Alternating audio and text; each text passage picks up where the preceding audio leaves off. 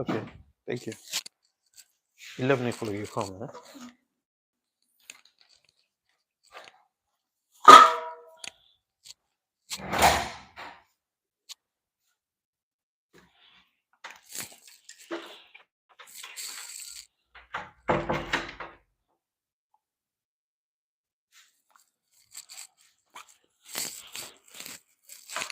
Ah, all right.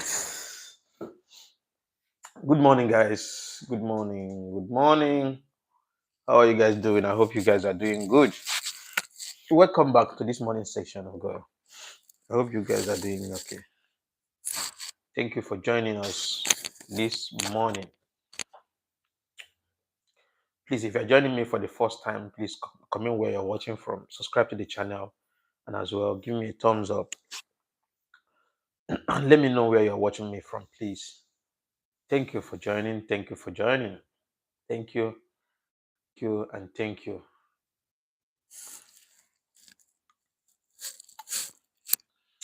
Hmm.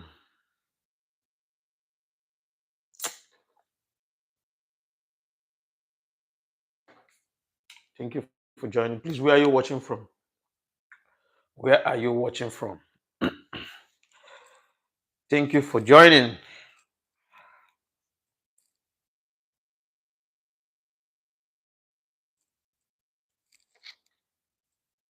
Hmm. Please give me a thumbs up. If you're joining me for the first time, subscribe to the channel. Please subscribe, share the broadcast, and then comment where you're watching me from. Thank you.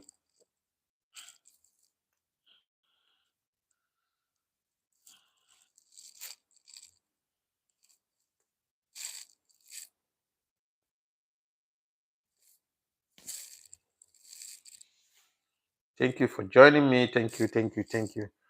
Please comment where you're watching from.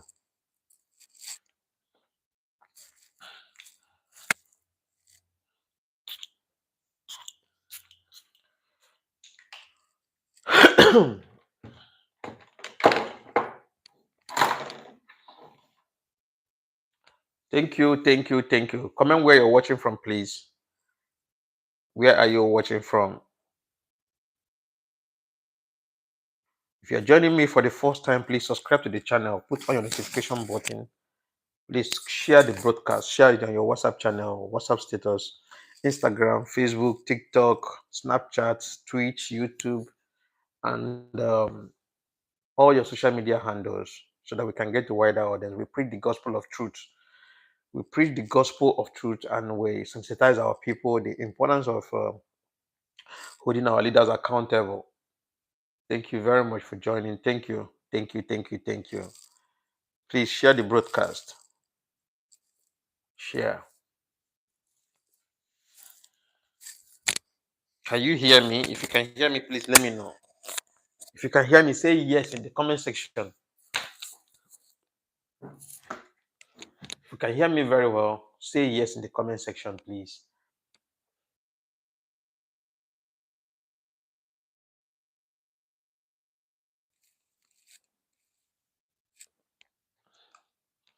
Thank you for joining, guys. Thank you. Thank you. You guys are wonderful. Please, if you have a question, please don't hesitate to ask your question in the comment section and as well put in your own opinion. If you have an opinion, please feel free to say your opinion in the comment section, but be respectful. Please, we do not attack people here verbally. We don't insult people. We don't throw words on people. Please. Please.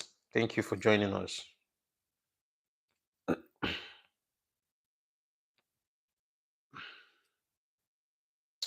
Yeah, Levi Villakazi, where are you watching me from? Please comment where you're watching from. Thank you for joining. Thank you.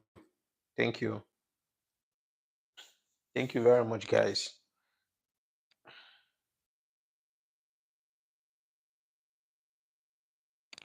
Thank you. Okay, bye bye. Thank you for coming. Please, where are you watching from? Please. I have less than 9 minutes to start my broadcast.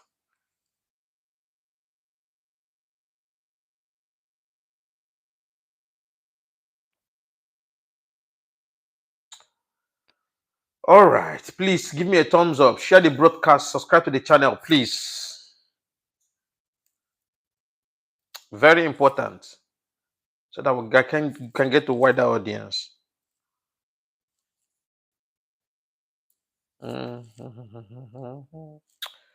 Okay, like I told you guys yesterday, I have a new custom now.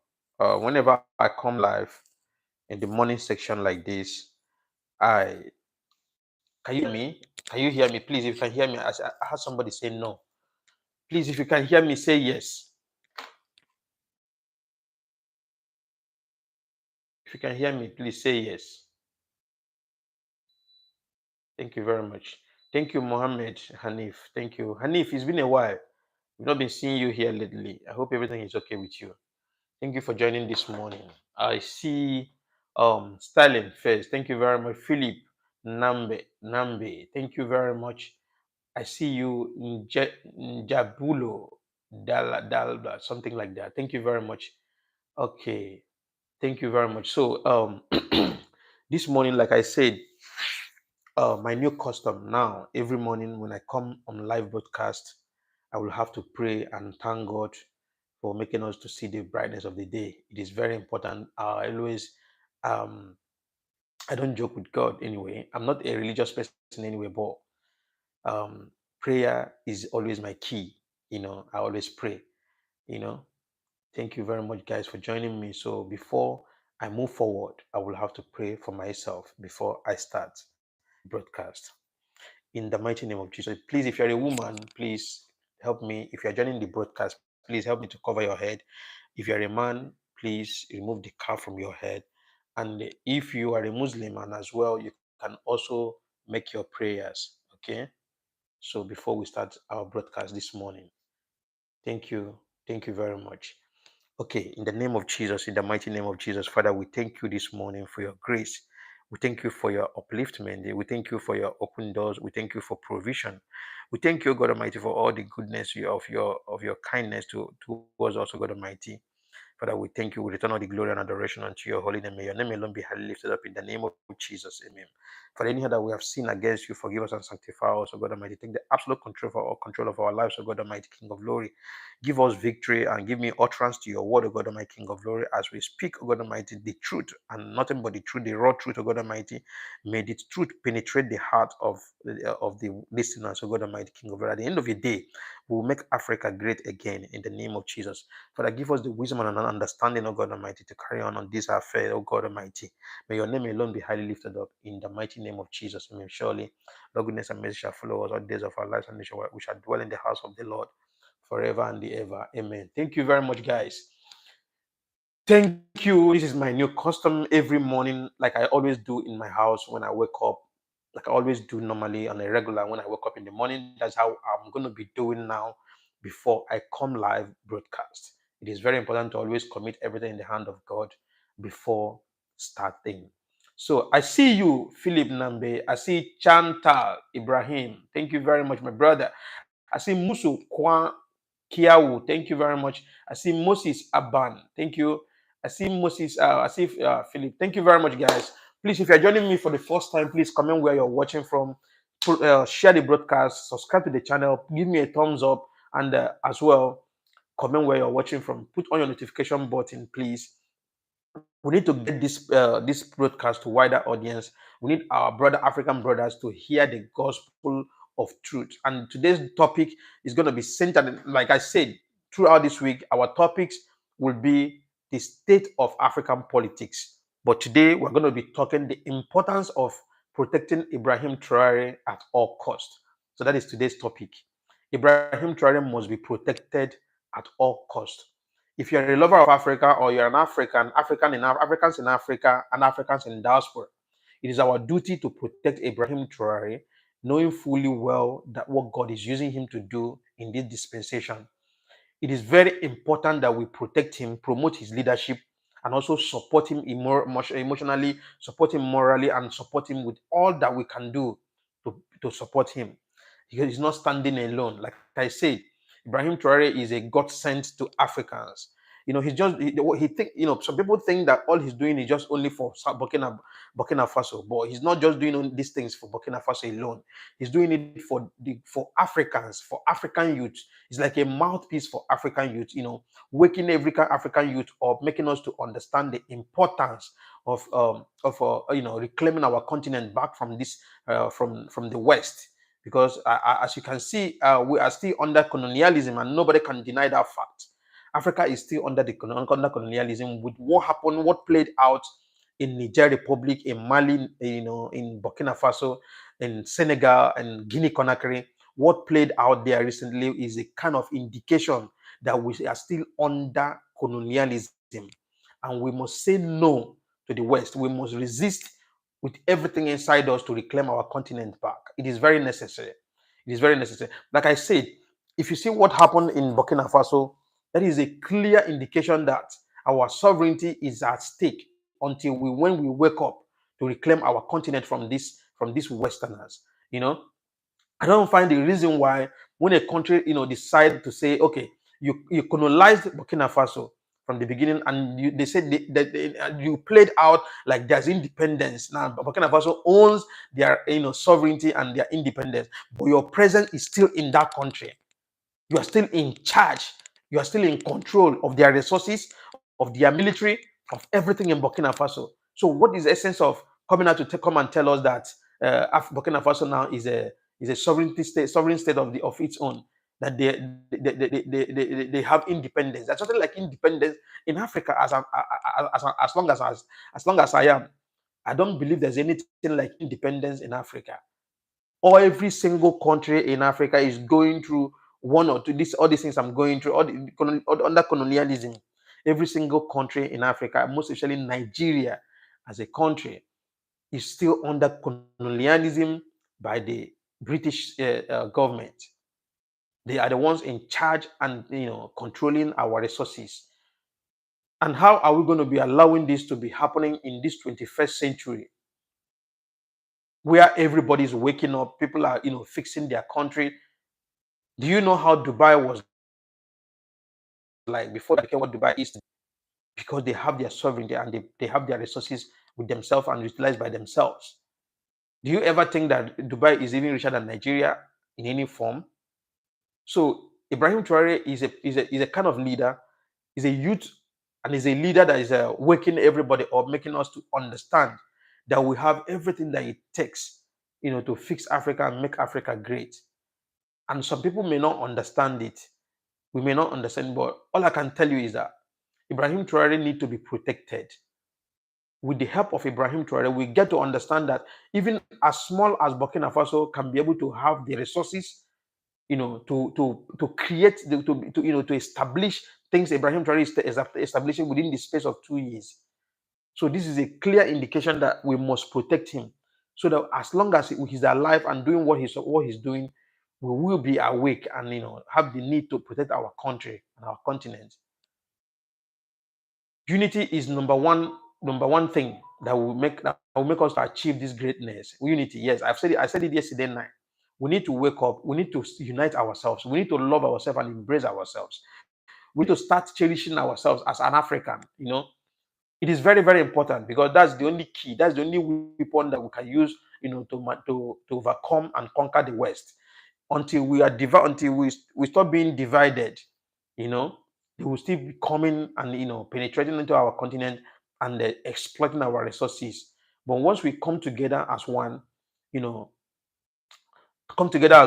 reclaim our continent back from them, you will see their economy will start going down. Okay.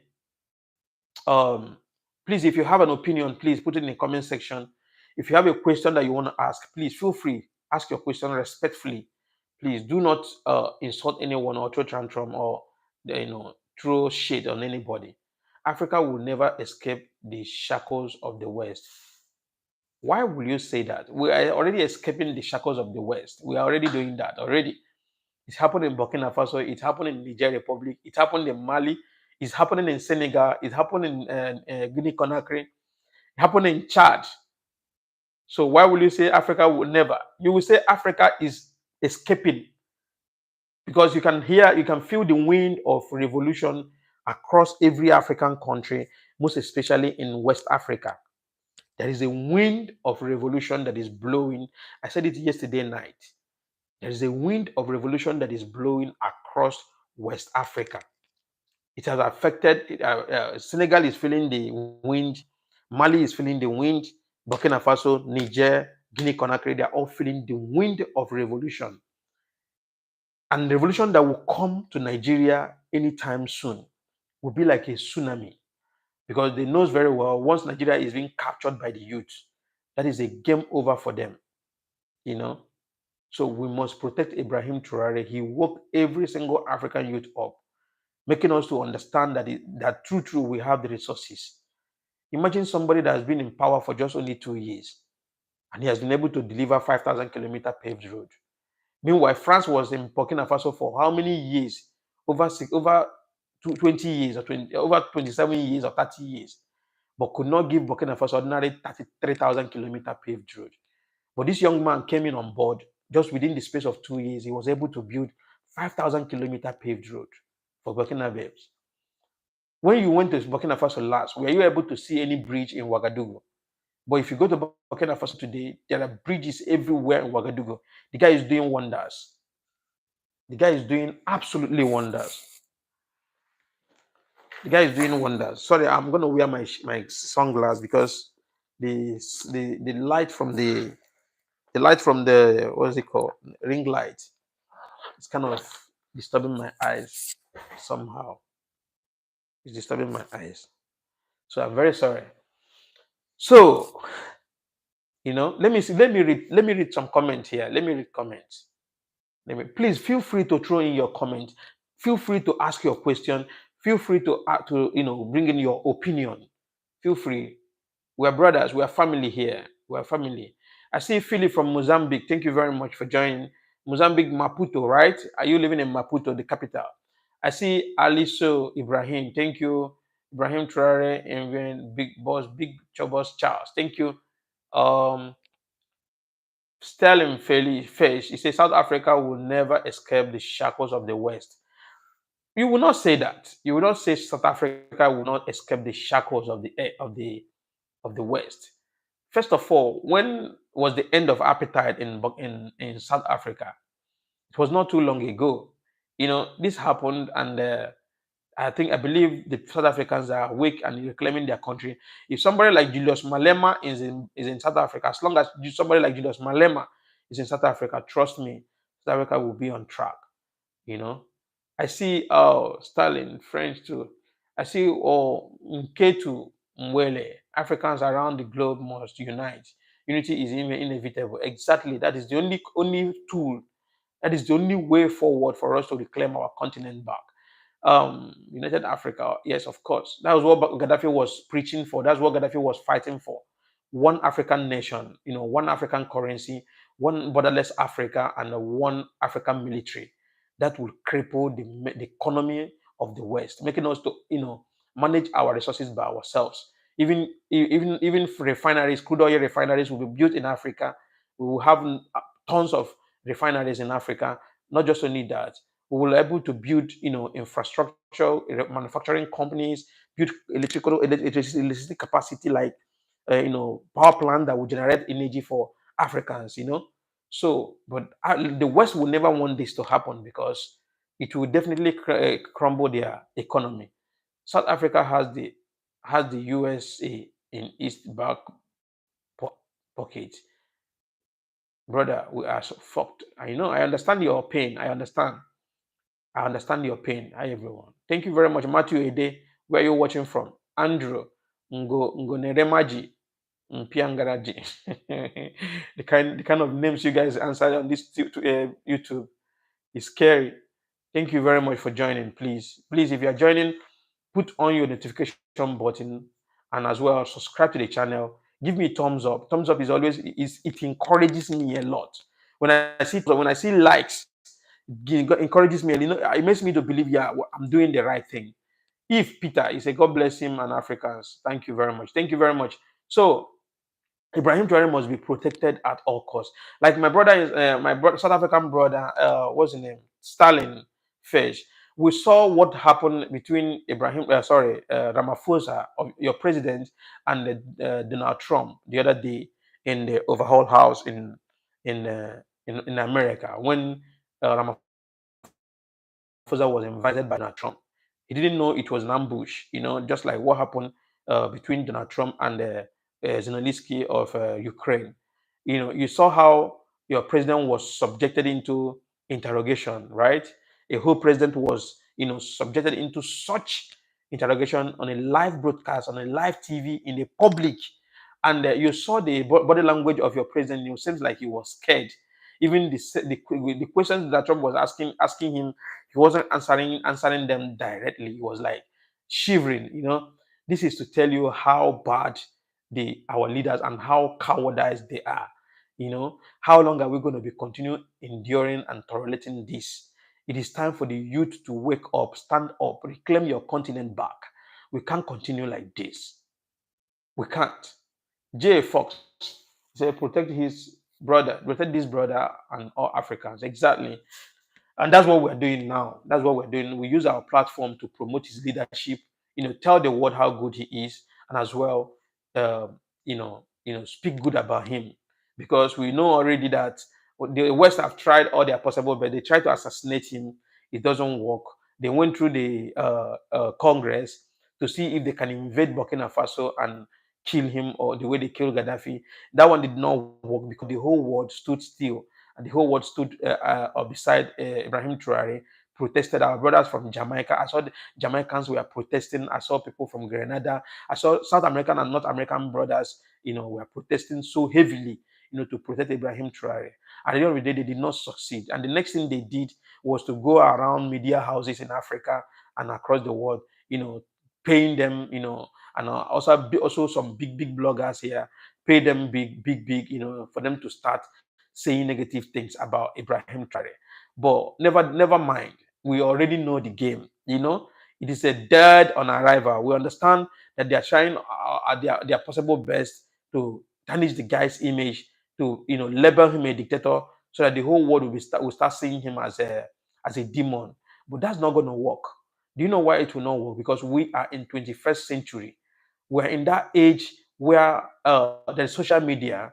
Yeah, you don't need to go to the newspaper company for them to publish your opinions. You don't need to go to radio houses to pay them so that they can be able to publish your opinions. And definitely, if you go there and give them your opinion, definitely they will filter your opinion and publish what will suit the convenience of their paymaster. So now we are in 21st century where we have social media platform, all across the world, and we can easily pass on our message right in our house and anywhere we are. You understand? Just like for me, there's no broadcast that I will have here. The least viewers that I will have after the broadcast will be like, let's say, 20,000 viewers, 10,000 viewers. I've had almost 60,000 viewers. I've had 50,000 viewers. I have 40,000 viewers. I have 30,000 viewers. So now you can imagine passing on message to 50,000 capacity. That's a full stadium. I don't know if you understand my point.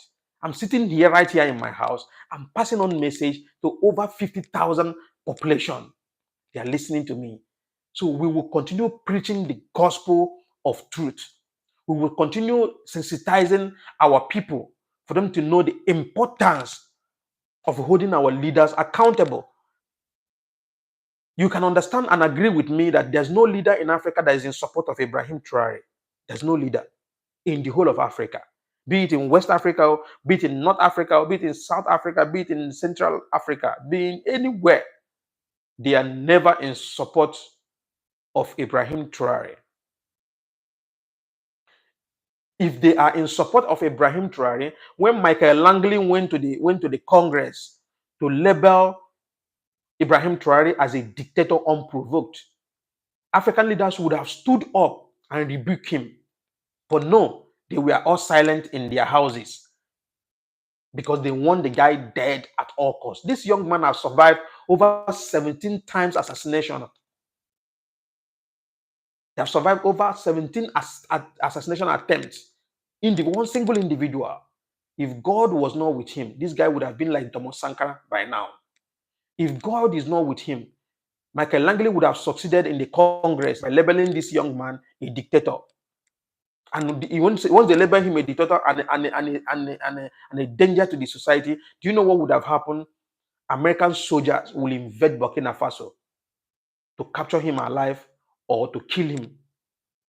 But God said, no, we are in 21st century. We are in 21st century where we use our social media platforms, to spread out the good news of our people. Africa has been sidelined. Africa has been subjected into slavery kind of condition. We have tolerated a lot of things. We have gone through a lot in the hand of Westerners.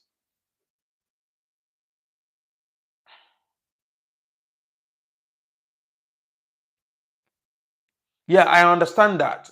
Pochi, thank you very much. Pochi 11. I understand that my ring light is reflecting to on my glasses. But do you know the reason why I'm putting on my glass? Because the light is too bright. It's disturbing my eyes. If I remove my eyes now, I have to dim it. Okay? So I don't want anything that will affect my eyes. That's why I put on my shade. So I'm very sorry if it's disturbing you. I'm sorry. If you're not too comfortable, maybe you can check some other streamers. They check what they are doing there. Okay? Thank you very much. So they've tried all their possible best to silence Ibrahim Traoré or to assassinate him or to make sure that they put on the message across the world, labeling him a dictator. Now, listen, let me tell you, the day CNN will carry negative news about Burkina Faso, let me just pass on one important message to you. You see CNN, you see BBC, you see France 24. I don't care about France 24. They forget about those ones are being manipulated by France. They can say anything they want. But you see CNN, you see BBC. The day they will carry on negative news about Ibrahim Traoré, they will use their credibility to promote Ibrahim Traoré. I'm telling you the gospel truth. People will see them as a incredible, media platform that cannot be trusted. You don't know the kind of confidence people have on this guy. You don't know the kind of trust. You don't know the kind of people supporting this young man. Almost the whole world, every lover of Africa is because people knows, even some white people knows what Africans have suffered in the hand of the West. Starting from the slave trade, down to colonialism, down to now, we're still under colonialism. Anybody that tells you that my country, we are celebrating independence, there's no damn independence in your country. Your country is under colonialism. Yes, the West, they are still in charge of your resources. They are still in charge of your military. That's why today in Africa, we can never even boast of even one single nuclear plant, nuclear site, or so whatever they call it. We cannot boast of it. We don't have that military capacity. In case if anything happens to Africa, we defend ourselves. We can't defend ourselves, and they will never allow us to own one.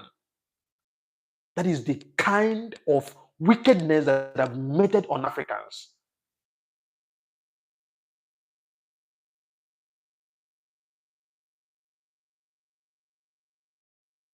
No, Manly Nash, thank you very much for saying that. I've not gone that end yet. I've not said anything about who supported the Burkina Faso or not. I know very well that Burkina Faso and Ghana, they are in very good relationship, and most especially, Mahama is a very nice. I mean, Ghanaians are super lucky to have Mahama as president.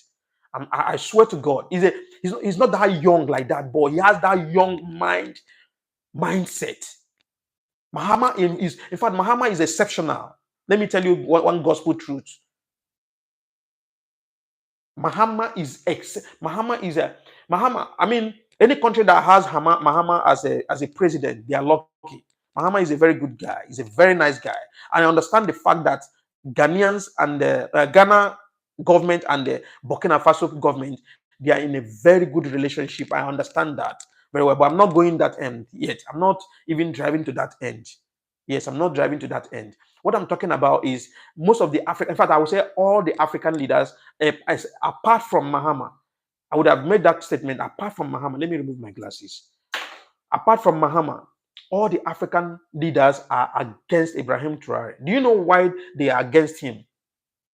They are against him because he's exposing them. He's exposing them. He's making every citizen of Africa to understand that we have the resources that is more than enough to make sure that every African youth is comfortable. To make sure that every African youth is comfortable. That is why they want the guy dead at all costs. That is why Ouattara of Ivory Coast can give chance that entrance to penetrate to Burkina Faso, because Burkina Faso and the Ivory Coast, they have kind of common boundary. So the only thing we can do for Ibrahim Traoré, we don't have gun, we don't have bullets, we don't have missiles. All we have is our social media platform. The only thing we can do for him is to use our platform to stand for him, speak for him, protect him, defend him. When they are selling their lies in their media houses, in their compromised media houses across Africa, we use our little platform to debunk it. That's all we can do for him. Because now the route they are going through now is no longer the route of assassinating him. The route they are going through now is the route of painting him bad, making the world think. The other day I was watching on one broadcaster, one journalist was saying that he went to Burkina Faso, that Burkina buyers are complaining that things are difficult, this and that, this and that. I say, look at this one. Maybe this guy have never even been in Burkina Faso before. Look at this one. Listen, let me tell you something. If anybody that tells you that Ibrahim Traoré is not doing well, that person does not know Burkina Faso. I've been to Burkina Faso several times. I'm a very good traveler. I love traveling. That is one of my hobbies. I've been to Burkina Faso several times. So I knew how Burkina Faso was before now.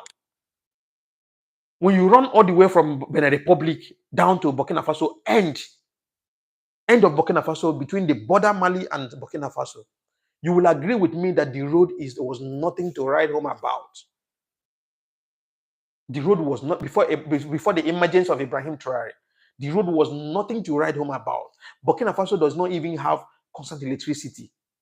Do you know, as we speak, Ibrahim Traoré, listen, I don't know why people keep doubting, something that is obvious, everybody can see. Listen.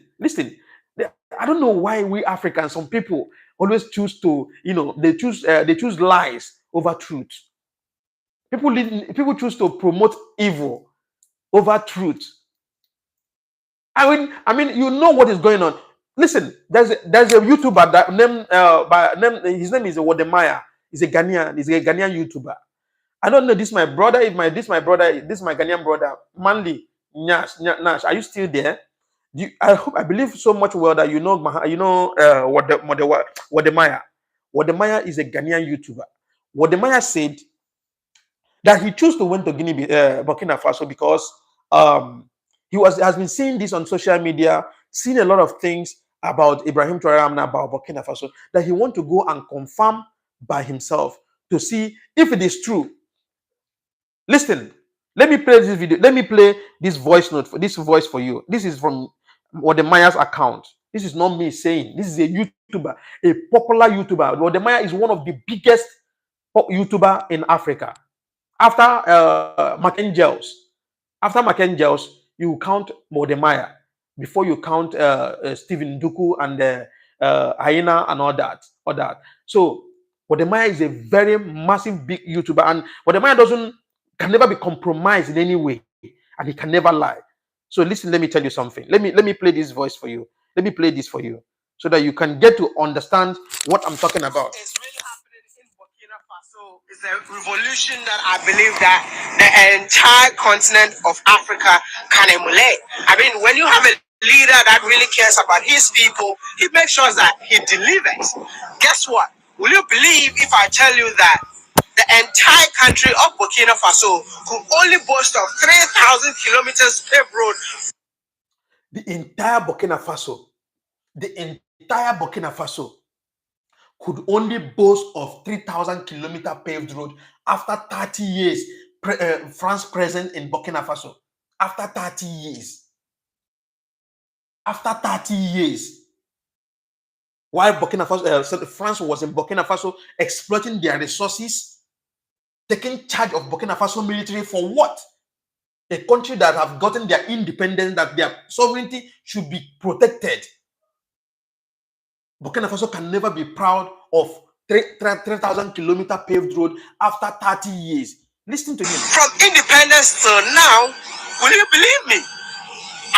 Will you believe me? I mean, a country called Botswana could boast of 3,000 kilometers when the British left them. But the French left, the government came to power. See, that's a construction going on. That's a construction. The government came to You power want the construction site. for over 27 years. How old is this country? The country, the independence since 1960. 1960. And the country could only having boast independence of anyway. 3,000 kilometers. I'm telling you. Is it true? Yeah, it's true. As Wodimai was saying, since the independence up to today, we had just 3,000 something paved roads. But now, since from the independence till now, till emergence of Ibrahim Traoré, Burkina Faso can only boast of 3,000-kilometer paved road. 3,000-kilometer paved road. I mean, where are they getting all their propagandas from? Why are they tagging the guy a tyrant? Why are they saying that the guy is not doing anything? I mean, Africans.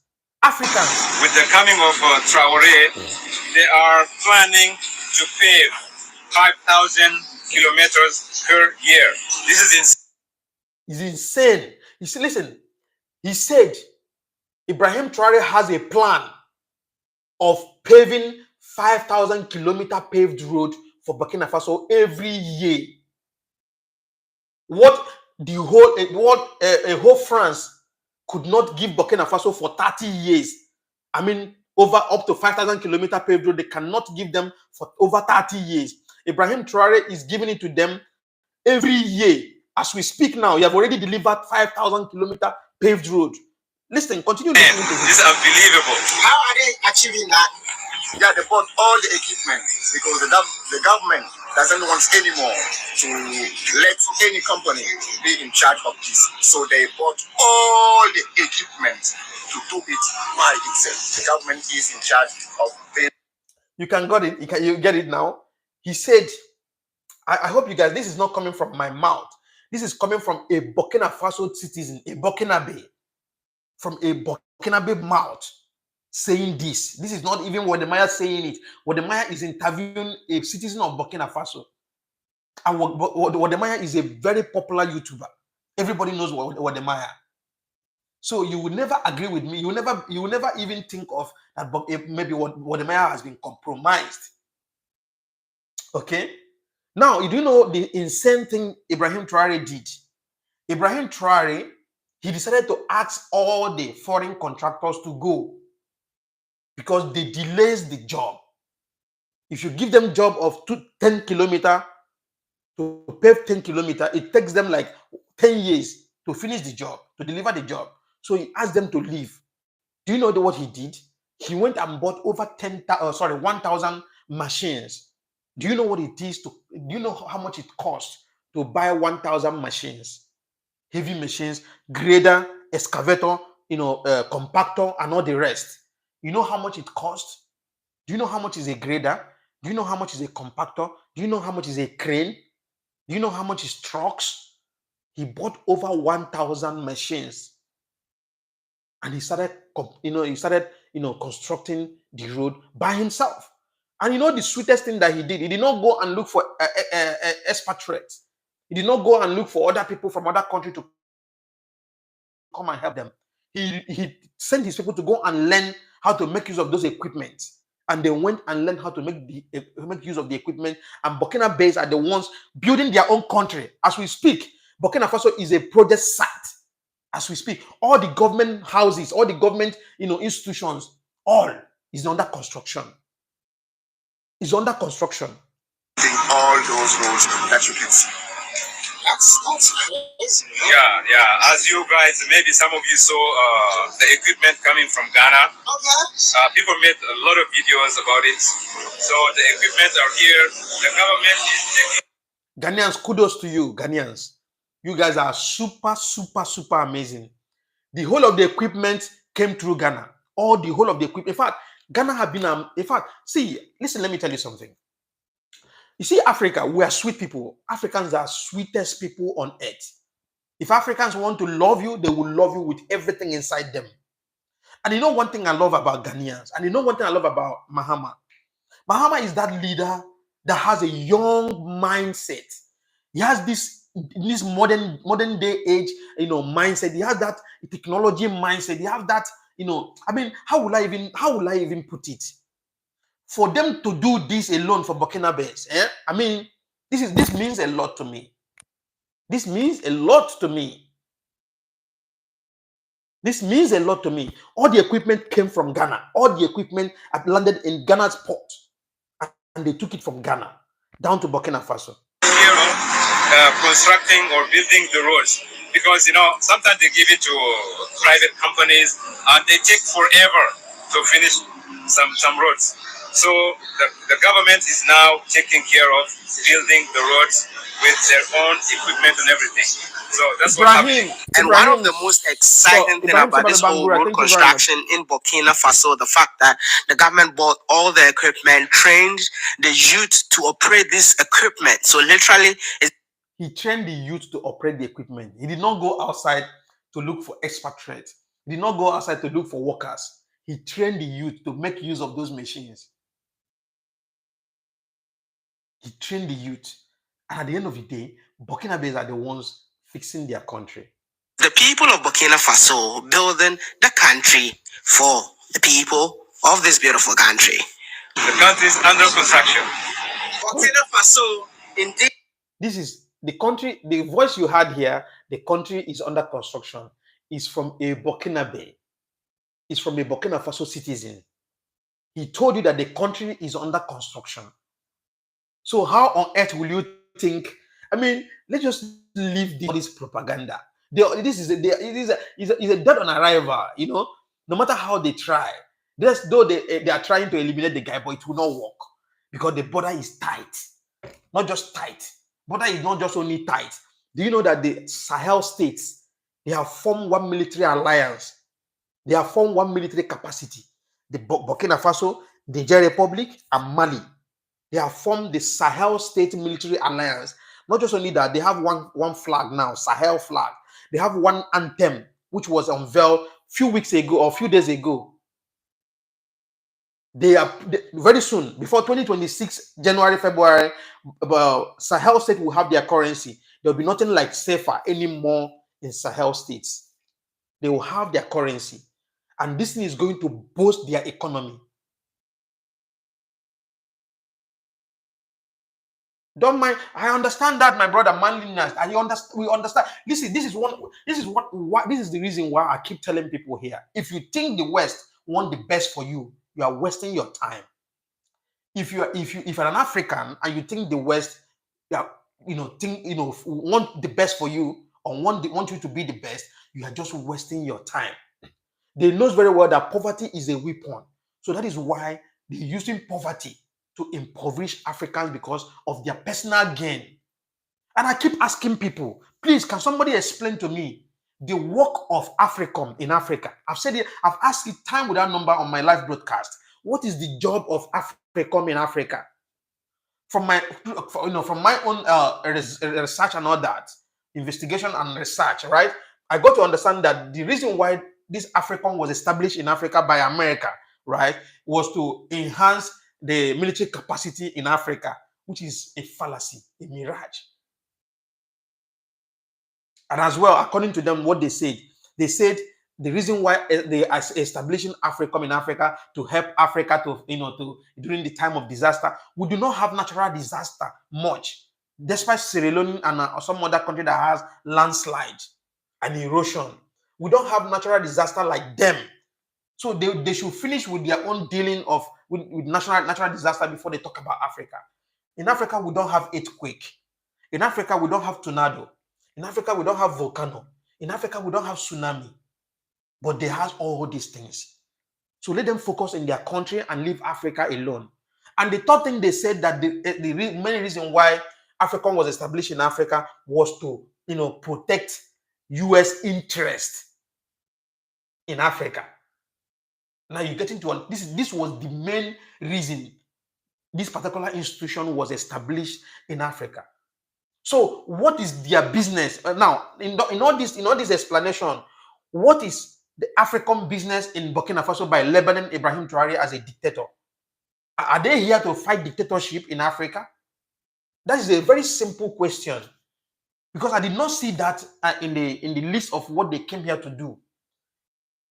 Are they here to fight dictatorship? If they're really here to fight dictatorship, why not go to Uganda? I've said it time without number. There is a pure case of dictator tyranny in Uganda. Museveni have subjected the people of Uganda into abject poverty, into inhuman condition. And everybody knows that there is a media blackout in Uganda, that even no journalist will say anything against Museveni, and nothing is being done. So why will you come to Africa to come and be labeling Ibrahim Traoré as a dictator? Meanwhile, that is not your job. You failed to do your job. You say you came here to help Africans to fight terrorism. And this particular institution was established October 1st, 2007, before even Boko Haram started becoming rampant. That means they knew what was coming up. They knew there would be terrorism in Africa, because we were not having much terrorism during the time of the creation of this institution. So after creating this institution, now Boko Haram became wide in Africa. Became so wide that they killed millions of people. And up to today, America that said that they came here to come and support us and help us to eliminate terrorists. Up to today, do you want to tell me that America does not have the capacity to eliminate terrorists in the bush, in Nigeria, in Sahel states, across the Sahel, northern Sahel states? Is that what you want to tell me? If America can bomb Iranian missile sites with their bunker missile, a bunker whatsoever, nuclear bomb, they can bomb it within a twinkle of an eye. So does it mean that they cannot bomb all these terrorists in the bush? Terrorists that are receiving their ammunition with helicopter, dropping food items for them in the bush. Helicopter dropping food items for them in the bush. And you are telling me that these people are not being sponsored by some group of people. We must start getting it right. Ibrahim Traoré must be protected at all costs. We must protect him. That is what we owe him now as he stands. We let him know that he's not standing alone. He's not standing alone. We Africans, we are standing by him, and we are ready to protect him. We are ready to speak for him. Is under construction, because I am here and I'm seeing roads being constructed. I am here and I'm seeing factories being built. I am here and I'm seeing entrepreneurs coming out saying that this is their first time. I've been feeling so proud about their country to do business in their country. This is a revolution, and I believe that a revolution like this needs to be supported. My name is Wadamaya, an African content creator on a journey to celebrate African excellence. I'll see you all in the next one. Now you can see very well. Okay, let me read from the comment section. I see you, Rosen Jones. Thank you. Welcome back again. He said Traoré is the definition of a true leader, a leader that puts the needs of his people first. Will get the very far other African leader need to take a few pages out of his book. Thank you very much for saying this. I see Nwanji Ilunga. He said, let us that we are radio stations which can broadcast in French and English. We communicate the whole Africa, we communicate the whole world, and our own tradition, which can revise the whole world. Thank you very much. I see my brother Manly Naz. He said, imagine that my brother Tinubu is a total sellout. You should know that before now. Nigerians, when it comes to politics, let me tell you one thing. Nigerians are the most patient people on earth.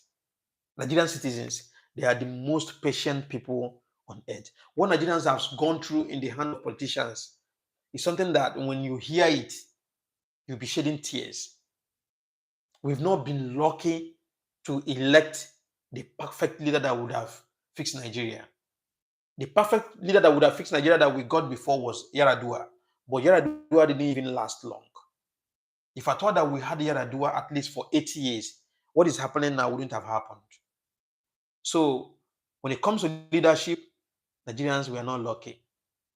Tinubu is a puppet. All African leaders are puppet to the West. You should know that by now. So those people, they don't want a stubborn leader that don't want to mingle with them. That is why you can never say during the I live in Gambia anyway. Yaya Jammeh, which was the former president of the Gambia, wasn't in good terms with them. That is why they hated him and they tried all their possible best to remove him from power. Gaddafi wasn't their friend as well. That is why they tried all their possible best to eliminate him. Sankara wasn't. Kwame Nkrumah was not. All African leaders that were stubborn. Idi Amin of Uganda was not. They tag Idi Amin of Uganda as a cannibal, that he eats human beings. Do you know, these are the propaganda these people goes with. When they want to sell their propaganda, they are ready to buy all the media houses to any amount. If you come to Nigeria today, you can never see on the blog any blog promoting Ibrahim Traoré apart from Tunde Ednot. Because Tunde Ednot is not even living in Nigeria and he's comfortable. By the way, he's half Nigerian, half American. But there's no media house in Nigeria that is promoting Ibrahim Traoré. Because they knows very well, any day they start promoting Ibrahim Traoré, their paymasters will stop paying them. And they may revoke their license. Now you can understand. They can never promote Ibrahim. You can never see on the blog anywhere. If you see it, maybe just individuals on Twitter or Instagram or Facebook just posted Ibrahim Traoré. But the big media, mainstream media houses, you can never see them in Nigeria promote Ibrahim Traoré. Even in the Gambia here, these people have been bought. These have been compromised. The level of work Ibrahim Traoré is doing in Burkina Faso need to be emulated, need to be studied. The kind of job Ibrahim Traoré is doing. I've told you guys time without number that the revolution, the wind of revolution is blowing across Africa. And the beginner and the originator of this revolution is Ibrahim Traoré. It happened in Burkina Faso, it happened in Niger Republic, it happened in Chad, it happened in Guinea-Conakry, Mali, and all that. It is going to affect every single African country, most especially West Africa. They will feel the heat of revolution. It is time. It is time. We can't continue sitting on the fence, waiting for the change that we desire. We cannot continue sitting on the fence, being scared of dying. Everybody will die. There's nobody on the surface of this earth that will not die. Death is inevitable. The question is, how did you die? Did you die as a coward, or you died as a hero that spoke the truth? As I'm speaking, like I said yesterday, all this while, I've been having very serious attack on my IP because I speak the truth the way it is. I speak the truth the way. Gambia is a very small country, so it is very easy for you to be controlled. But I'm incontrollable. I would rather use a different IP to do my broadcast. Do you understand? It's not everything that I will come out here to come and say. So if you are saying the truth in Africa, your life will be at stake. But it is better to say the truth and die as a hero than to die as a coward. Today, I'm very, very happy and fulfilled that tomorrow, if my children wake up and tell me, Daddy, when all these people were doing this thing, what did you do? What did you say? You did not act, you did not do anything. I'll tell them, please, I did not. Do you think I did not say anything? I say, okay, go to my channel, go and watch my broadcast as of 20 years ago, 30 years ago, 10 years ago, so that you can understand that I spoke out. I really tried my best. Do you understand? We must stop sitting on the fence. Use your little platform. Use your little platform. Start speaking up. It is time for us to start speaking up. We can't continue being scared in our own continent. This country, I always tell people, listen, let me tell you, nobody is more African than anybody else. Nobody is more African than any African. Nobody is more Nigerian than any Nigerian. We have equal rights. That you are president today does not mean that you are more Nigerian than me. That you are House of Rep or Senator or Governor or local government chairman or councillor does not mean that you are more Nigerian than me. The same right you have in this country, the same right I have in this country, the same law protecting you is the same law protecting me. We should have that at the back of our mind. And for our people, we start sensitizing our people, most especially our fathers and our mothers in the village, in the provinces. Let them understand that the politicians are servants to us. We are not slaves to them. So they should stop singing praises to them when they see them. When you see an African politician, see him as your servant. See him as your servant that's come to that is serving you. Stop seeing him with a different kind of mindset, like you've seen one kind rich man like that. You've seen somebody that is in power.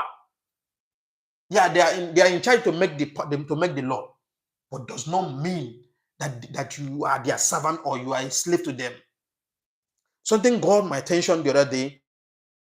I was scrolling on Facebook, and I saw where a local government chairman was going to a certain location, and the people of that location, organized, canopy, bring a live band, start singing for him, line up on the street, start singing for him. I was like, these people really know what they are doing? Do they really know what they are doing?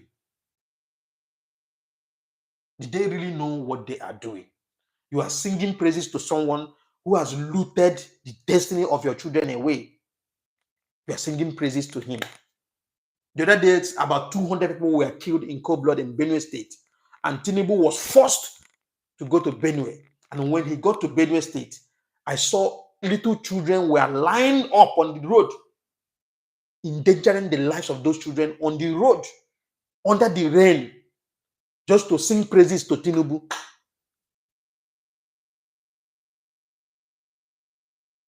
Ignorant.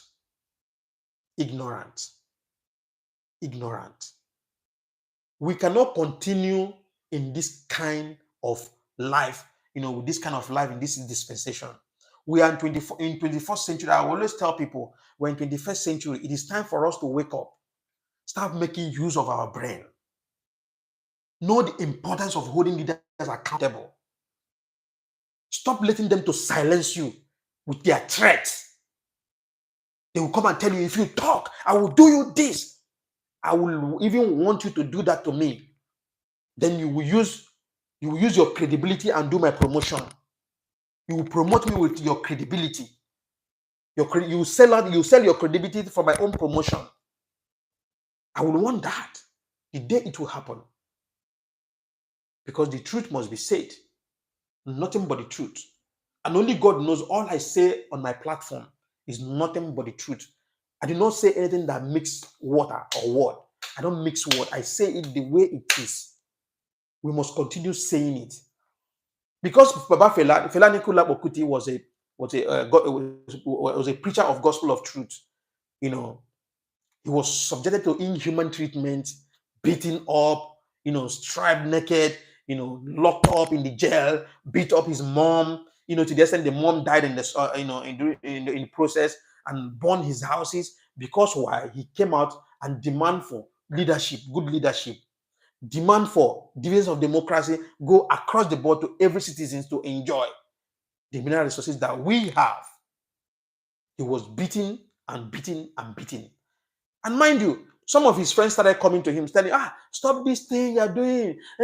I'm scared for you. I don't want you to die. I don't want you to do anything. And he told them, you know what he told them? He said, if you talk, you will die. If you don't talk, you will still die. So it is better to talk and die. And he said them, go and tell them. They never hear anything. He told them that they will hear pansa pansa. You know what is pansa pansa? Pansa pansa means they will hear more. You cannot silence the truth. Truth is like a moon that you try to cover with your hand, a light reflection that you try to cover with your hand. At the end of the day, when you cover the light, it will still surface back on your fingers. It will show that you are holding a light. You can't cover the truth. No way.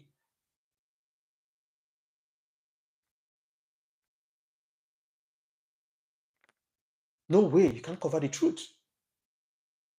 A local government chairman that has no job before he became a politician. He has no skill before he became a politician. He has no business before he became a politician. Suddenly he became a politician and became local government chairman. He started building mansions, buying houses in the town, sending his children to America. Where did he get the money from? How much? First of all, how much was his salary? I mean, Africans, we need to wake up. We need to wake up. There are a lot of people that need to go to jail. By now, if Africa is working, a lot of people need to go to jail. All these things they do here in Africa, they can never do it. They can never do it They can never do it in Asia. They can never do it in China. They will be executed without wasting time. If a Mefele, the former CBN governor, was a Chinese, and in China he committed this kind of, this kind of atrocity, Emefiele is a dead person by now. A former CBN governor owns over 700 houses in one of his estates, and the worst part is that he's even challenging the court. He's even challenging the rule. He's even challenging the rule in the court. You own over 700 houses in one of your estates. We're not talking about other estates, other businesses, or other houses you have around the world. In one of your estates, only you owns over 700 houses. Where did you get the money to build that kind of house? Where did you get the money from? How much was your salary? How much was your allowances? Where did you get the money from? Do you have another job? A civil servant, an appointee. And I never see Nigerians on the street protesting. Nigerians will be on social media ranting, talk, the women will show their boobs, show their ass, naked, dancing naked. We are not ready. Listen, we are not ready yet. Politicians are busy sending their children to America to go and enjoy your destiny, your money. And you are here dancing on social media with your boobs out, your ass is out, naked. You'll be dancing and be clapping your ass. And the boys are busy, doing some kind of things. Meanwhile, few individuals are the ones eating your destiny in America, enjoying your destiny. Most of them, their children does not have job. Their children does not work in America, does not work in UK. They sit down, enjoy your destiny, the money that is meant to make your life better. America is their safe haven. That's where they run to because they know they will be protected there. If America truly wants Africa to be great, America will make it as a law. Every African politician don't have any right to come to America. The money that they will embezzle from you, the money they will utilize it in America, use it to buy houses in America and build hotels in America. And at the end of the day, they will subject their people into abject poverty, no job.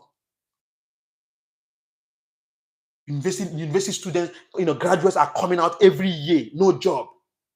You see them carrying files up and down looking for work. Somebody with BSc is standing on the street, frying akara or frying puff puff. A BSc holder in Nigeria drives Okada. Job that is meant for illiterates. A BSc holder is in Nigeria driving Okada, driving keke na pepe. And I was here the day before yesterday telling people, if you're a Nigerian youth and you want the best for yourself, one thing I will advise you is to find your plan B should be to leave Nigeria.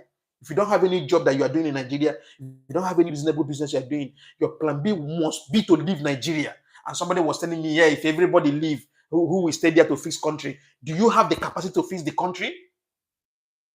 Do you have the capacity to fix the country? Even when you stand up and have the capacity to stand up want to fix the country, they will silence you, they will kill you.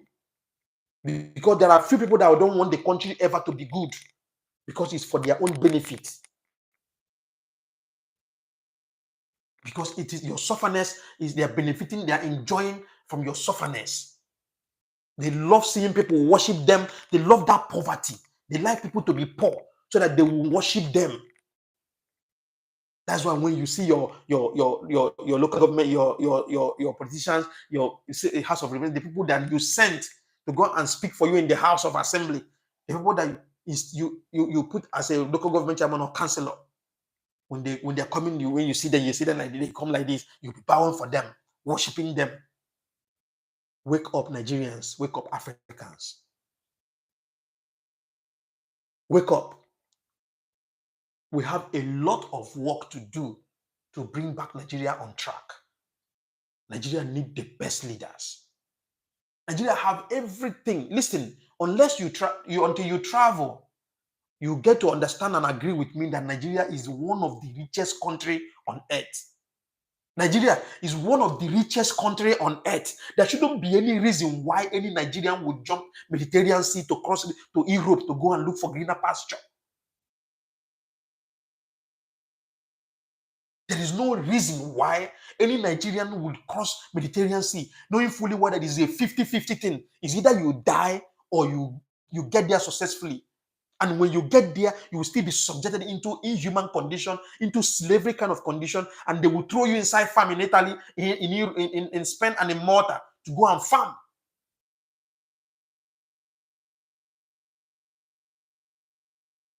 There is no reason why any Nigerian should. Nigeria is the richest, one of the richest country on earth.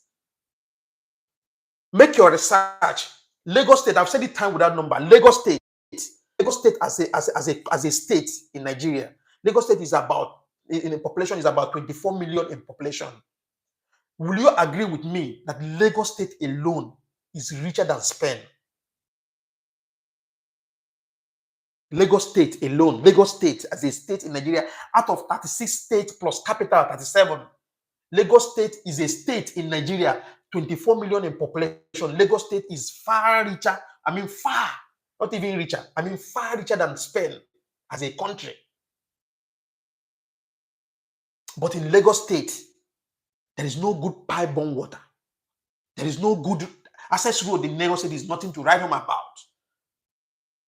When it rains, like places like Lekki, Ikoyi, Banana Island, when it rains, water will enter inside your house. There's no proper drainage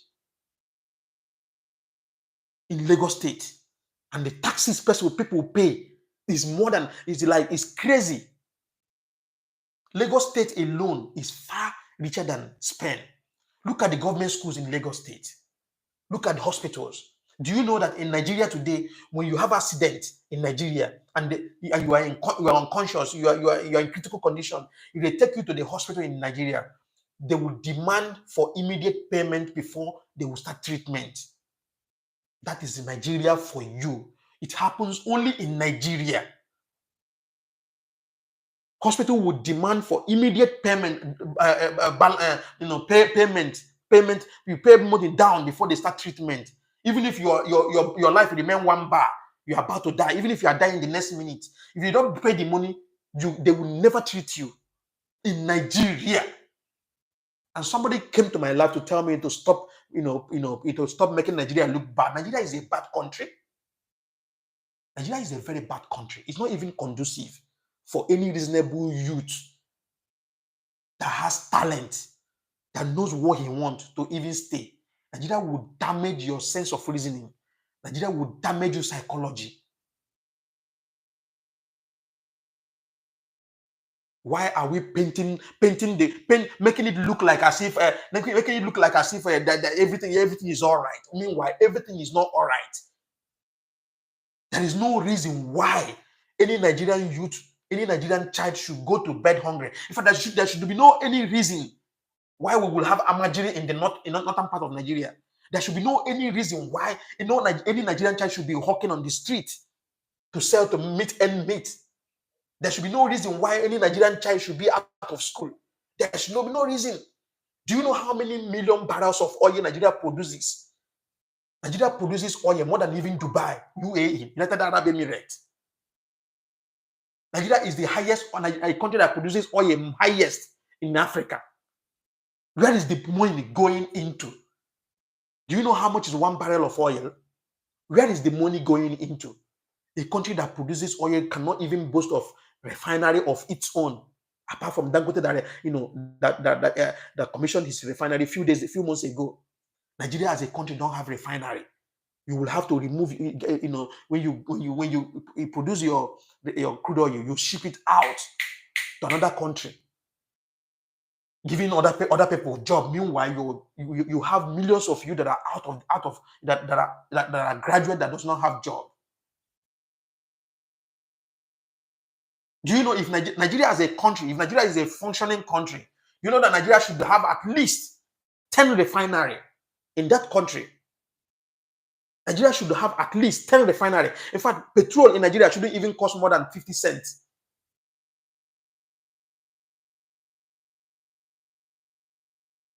One liter of petrol shouldn't even be up to 25 cents in Nigeria.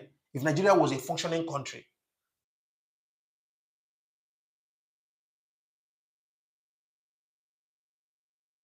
We cannot continue. Anna, we cannot continue like this. We must call a spade a spade.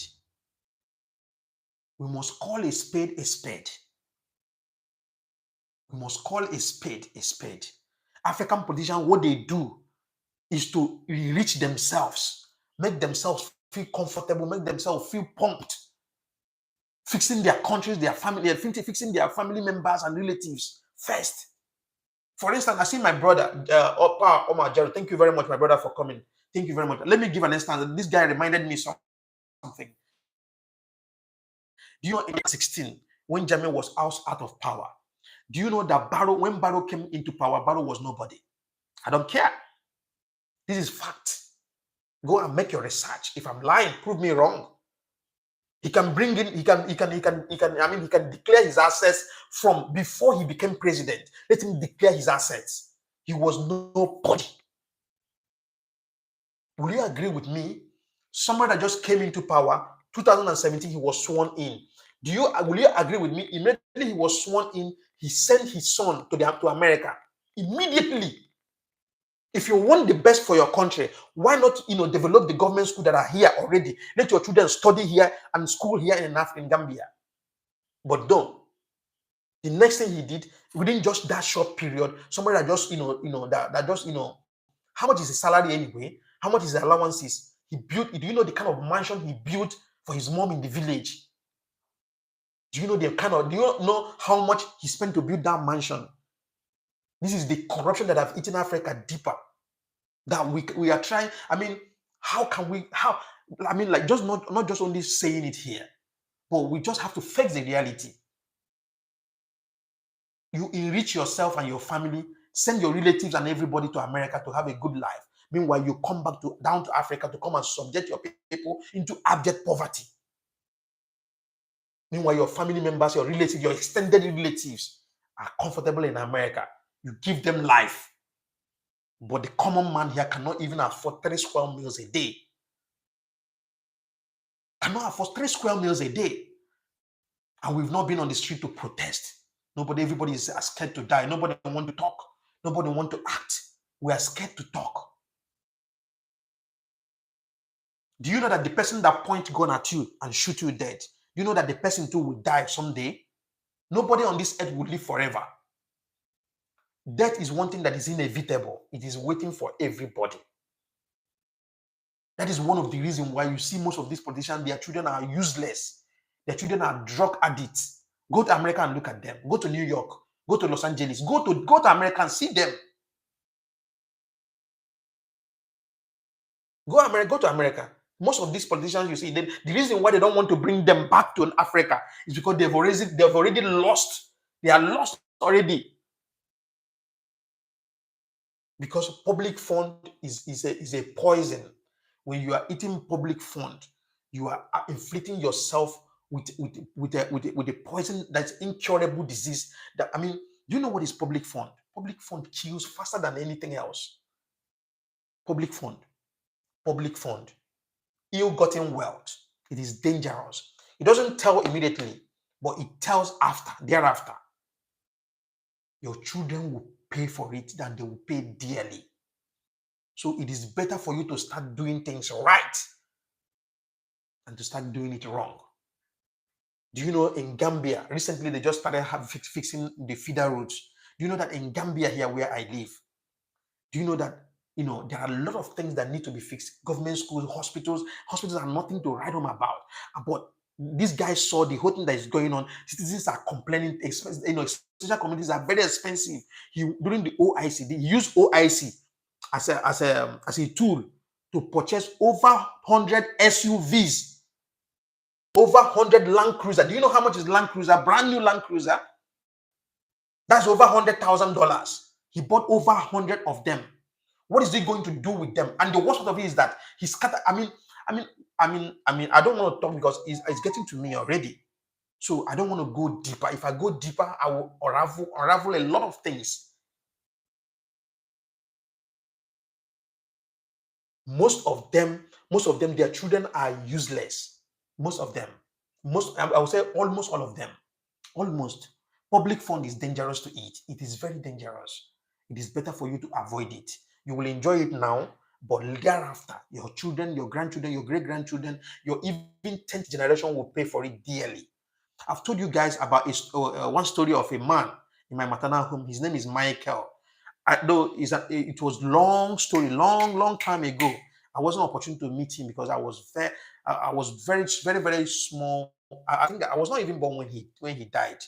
So this man was part of the people that did that slave trade those days.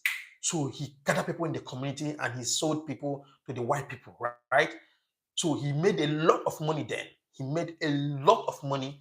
You can imagine somebody that built a house as of 1918 something, right? He built upstairs, story building. Then, so for you to see the kind of money he made, he was super rich because he made money from slave trade. Will you agree with me today? The man is dead, right? He died a long time ago. Will you agree with me that in that man's compound, in that man's family, there is no reasonable human being in that compound? I'm not telling you a mirage. I'm not making up stories. I'm telling you fact and reality. In that man's compound today, in that man's house today, from the children to the 5th generation, even as I'm speaking to you now, nobody amount to anything in that family. They are all useless. They are all useless, from the children of that man to the great grandchildren of that man till today. If you come to the man's compound, what you see there is mud houses that are built with mud. No reasonable house, no reasonable human being in the compound because of ill-gotten wealth. That is why I always tell my wife, I'm always careful with the money I make because I don't want anything that will affect my children tomorrow. I'm always extremely careful. Bro, there's something my mother used to say. He said, it is better for me to die. It's better for me to, it's better for me to go to bed with empty stomach than to eat bad food and fall down on the street. I don't know if you understand the proverb. So I would rather choose to be hungry than to eat and eat and eat until I damage the future of my children. I'm always being careful, very extremely careful. That is why when I wake up in the morning before I go out, I gather my children, I pray for them. I lay my hands on them, I pray for them. The world is a mysterious place. People don't understand. There are a lot of things that are going on. There are people you will see that are suffering on the street. You think maybe God just inflicted pain on them.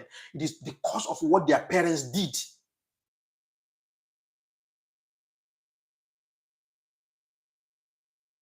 It is the cause of what their parents did. That is the work, that is the end game for these politicians in Nigeria and Africa, across the world. If you're a politician that have subjected your people into abject poverty and you are enjoying with your family on the expense of people's pain and agony, don't worry. America will never save you. Sending them to America. Listen, this is one of the things I always tell people. Don't think that because you have money and you choose to send your children to America, if you send them to America, you make them to become whatever you think they are. It is a lie. It is a big fat lie. Let me tell you one thing. If you ever send your children to America at a young age, at a very, very tender age, My brother, is a 50-50 thing. Is either you will lose them to the society or they turn out good. But trust me, the few that turn out good, they are very, very, very, very few. So I will always never advise anybody to send their children to America at a young age, at a very, very young age. The society is not smiling. That is the end game for the politicians, African politicians. They think that is the best step to take. Send their family there, let them go and enjoy themselves, come here and play politics, and play dirty politics. During the election, they will gather the youth, buy a compassion, give them to go and snatch ballot boxes. Meanwhile, their own children are in America having luxury life, and they will be destroying other people's children. And you are talking about insecurity. Who are the cause of insecurity in Nigeria today? Same politicians.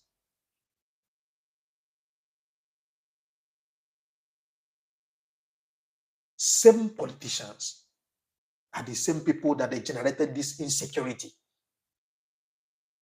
Do you think compassion is a small money? But when a poor man sees compassion free from a politician that gave him to go and snatch ballot boxes during the election, after the election, what will he do with the pump? Do you think he will return the compassion? The answer is no. You have seen a tool to do what he wants to do, because there's no job available for him.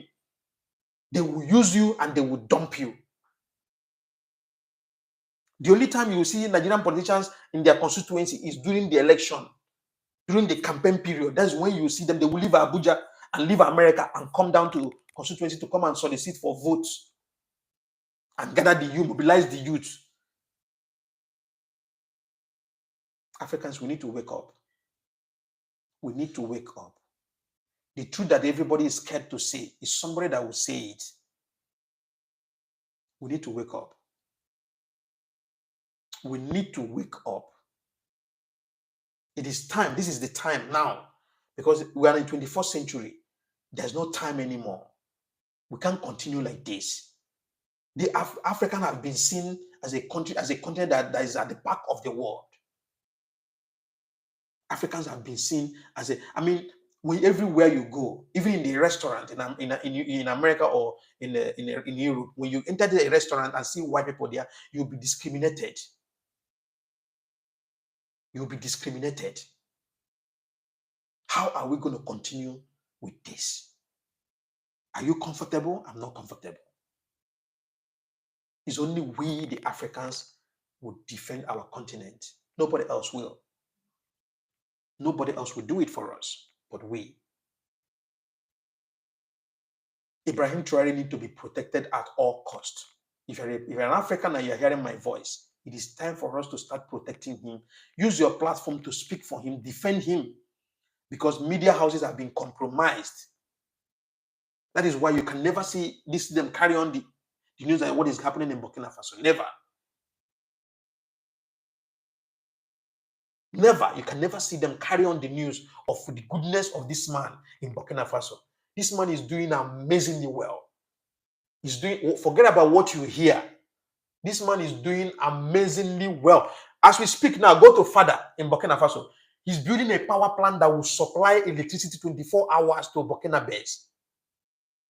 24 hours electricity within the space of 2 years. Within the space of 2 years. Within the space of 2 years, these guys have achieved what France could not achieve for them, what France could not give them for 30 years. What they did was to exploit Burkina Faso's resources. Africa will be great again. I've said it time without number. Africa as a continent is the richest continent on earth. I don't care how anybody thinks, but Africa is the richest continent on earth. We need to unite ourselves. Set aside sentiment. Set aside tribalism, religion, and all that. Come together as one. Come together as one. Love each other. Embrace each other.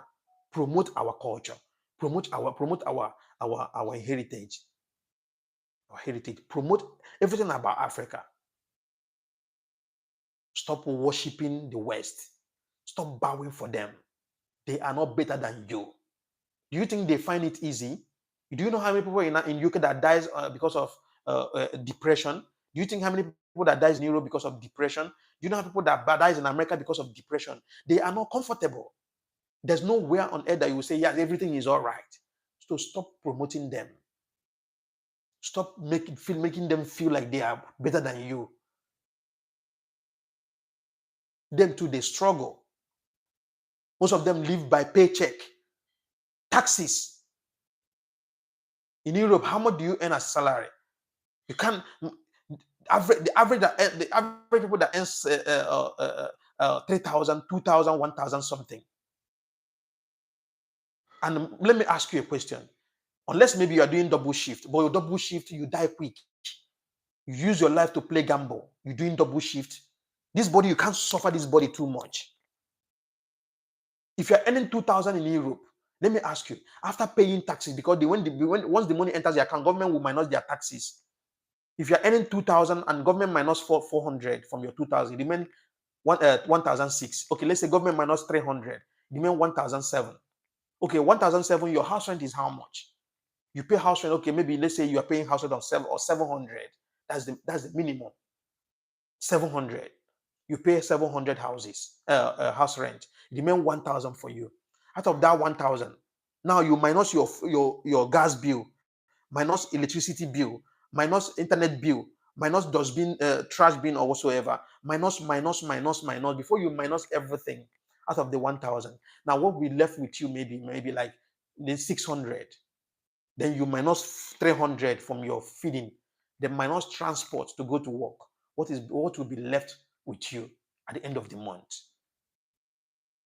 If you're somebody that is living in a house, you are paying mortgage, or you pay, sometimes you pay property tax. I don't know if Europe pay property tax, but I know America pay property tax. But at the end of the day, you see, it's the same thing. It's the same thing. My brother, our problem in Nigeria is religion and tribalism.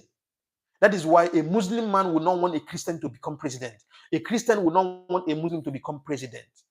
If Igbo man come out and say, I want to become president, Yoruba and Hausa will say no. If Hausa man come out and want to become Igbo and the Yoruba will say no. Tribalism. Tribalism have blindfolded us that we cannot even see anymore. Tribalism. And it's very bad.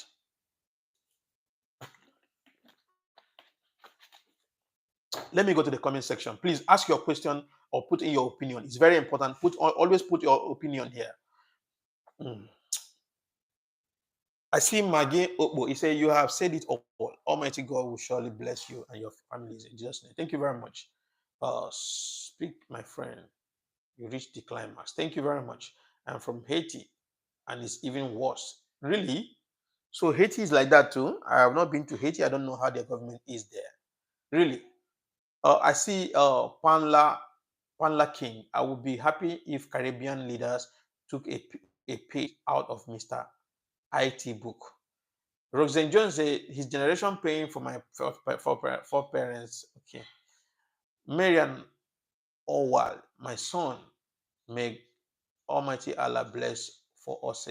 Thank you very much, ma. Thank you so much. I appreciate you. Thank you. I see MGB Ranger. Okay. I'm here in the comment section. Please, if you have a question, throw in your question and ask, put your opinion. Pray for him that God keep him safe. Thank you. We do always. Ajaye Pani, he say, hi, bro. What's up? I'm all right. Thank you very much. Please, if you're joining me for the first time, subscribe to the channel, please. Subscribe to the channel, put on your notification button, and as well, share the broadcast. Please, it is important that you share the broadcast. I beg you in the name of God. Share the broadcast. My name is Stanley. My name is Stanley. You can see it there. Comrade-Stanley. My name is Stanley. Thank you, Ishmael Miller. Thank you very much. Please subscribe to the channel, put on your notification button so that you'll be aware when I come live. I come live every 9 a.m. Gambia time and 8:30 p.m. Gambia time. Please put on your notification button and as well share the broadcast to get to wider audience. We need more people to be here, to be on live broadcast every time we come live. Please comment where you're watching from and give me a thumbs up, please. Thank you very much and God bless you. So I'm here and I'll be going off in the next 30 minutes anyway. So I still have time. I have more more 30 minutes to spend here. I just wanted to spend 2 hours with you guys.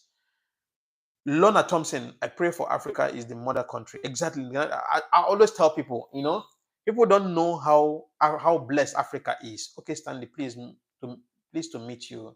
I'm from Jamaica. Oh, my Jamaican people. I so much have that kind of love for Jamaicans. You guys are super amazing. We saw what you guys did during the protest of Ibrahim Traoré when Michael Langley went to the Congress to label him a dictator. All of you guys went to the street, protested from Jamaica, Cubans, Grenadians, all our brothers and from North and South America, Black Americans, Black British, Black Canadians, Black Australians, Black Europeans, and the ones in Africa here, Africans in diaspora. Everybody stood up, protested for Ibrahim Traoré on behalf of Ibrahim Traoré. And at the end of the day, they could not stand the heat. We stood on our platforms, we shouted. They could not stand the heat. He had to step down. Michael Langley has to step down. He had no other choice than to step down. So I really appreciate you guys from Jamaica. Thank you very much. We see your hands. You guys are super, super wonderful and amazing. Thank you. I see Iyabo Shabi. God will be with you, my brother, and protect you and your family. Thank you very much, my sister. Thank you very much. God bless you. I really appreciate. Okelebe Joshua. I'm watching from Tunisia. This is my brother from Benin. I'm very, very sure. It's my brother from Benin that lives in Tunisia. Thank you very much, brother. Thank you so much. God bless you. I see my brother Nkuda Chigozie Modesta. Thank you very much. Thank you. Where are you watching from? Chigozie, this is my brother, Igbo brother. Thank you very much. I see Lorna Thompson. I am from Jamaica also. Thank you. Wow, that is amazing. You see, I always say this. In fact, most of my viewers here, most of them have Jamaicans, I have Indians, but I have Jamaica. In fact, I have a special love for Jamaicans. See, Jamaicans, Grenada, in fact, North and South Americans, because we Africans, we have things in common with them. Sincerely speaking, they are super amazing people. We have similar culture, similar way of life, the same thick skin. Very stubborn, stubborn in a positive way anyway. But you guys are super amazing. Thank you very much. I appreciate. You guys are wonderful people. I see Jimmy the Truth. Thank you very much. Thank you for coming here. Maxwell Joseph, my brother, my name is going Johnny P from St. Vincent. Wow. Thank you very much for joining me this morning. Thank you. God bless you. I see Ango Kubura. Thank you. Where are you watching from? Your name is difficult to pronounce. Ethel Sands, thank you very much from Bahamas. Africa will rise. Definitely, we are rising already. We are there. We are getting there closely, Baguma Martin. I'm from Uganda. Oh, my brother from Uganda. Thank you very much. I'm praying for you guys, Ugandans. I'm seriously praying for you guys, and my heart and love is with you people. You guys have suffered a lot in the hand of Museveni, and the whole world is on mute. Nobody's even talking about it. It seems like he do and go away with what he's committing war crime. I mean, like he's committing crime against humanity. Everybody knows that, and everybody sees that. Like I said, if when I gave up on African Union, I gave up on ECOWAS, I gave up on the European Union, I gave up on UN. It was 2021. I believe, if I'm right, 2021 when the Ugandan election was conducted. During the election, everybody saw what played out. Museveni came out with his military, he murdered a lot of protesters, and as well opposition leaders were being arrested, thrown inside jail, time without number, and were beaten to stupor. They did everything. Even during the election, there was a very big election malpractice that went on in Uganda before the very eyes of the observers. UN, African Union, ECOWAS, European Union, they were all the witness. They saw what played out. And at the end of the day, you know very well, and every Ugandan can agree with me that Bobby Wine won the election landslide. Without mixing word, he won the election landslide. But at the end of the day, Museveni was declared winner. Somebody that have held Uganda ransom for over 40 years. Museveni cannot even stand on his own without holding something. Old man that should at least resign. The kind of nepotism that is going on in Uganda. I don't know. My brother from Uganda, if I'm lying, please, can you rebuke me here? Please. I don't know if this my brother from Uganda is here. Please say something if I'm lying. The kind of in the politics that going on in Uganda, and nobody says anything. You can never see it on the media houses. You can never see it anywhere. It seems like I don't know if the media houses in Africa have been compromised. I don't know, because you're not promoting Ibrahim Traore's good leadership. You're not saying anything about it. It's uncalled for. We need to wake up. We need to wake up. There are a lot of things that are not right in Africa. A lot of things are not right in Africa. How can we continue like this? Anna, you watch this thing? You're watching this thing here. Where do you watch it? Okay.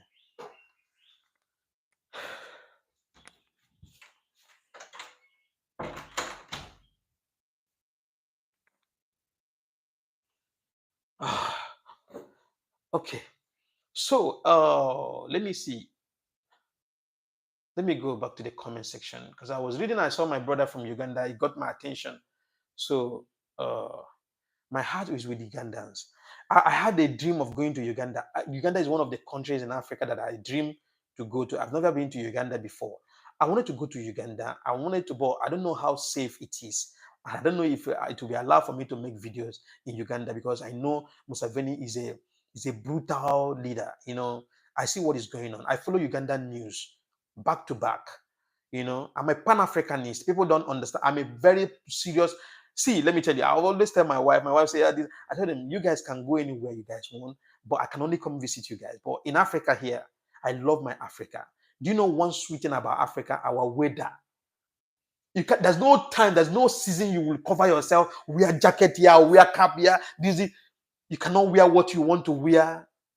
Africa. Oh, no, Africa is sweet. Our food, our women, our color, our atmosphere, everything natural. Africa is blessed. Africa is super blessed. So I love my Africa. I see you, Jimmy the Truth. I see Maxwell Joseph, my brother. My name is going Johnny P. Okay, I've already mentioned your name. Ango, I already did. Nick Zon Chalmont, watching from Toronto, Canada. Thank you very much for joining us this morning. Ango Kruba, watching from Abu Dhabi. Thank you very much. Ismail Miller, he said, I love my African world. African world. We are one of a kind. Thank you very much. Thank you very much. Ango said, I'm from Uganda. Thank you, my brother from Uganda. Old Best said hi. Thank you very much.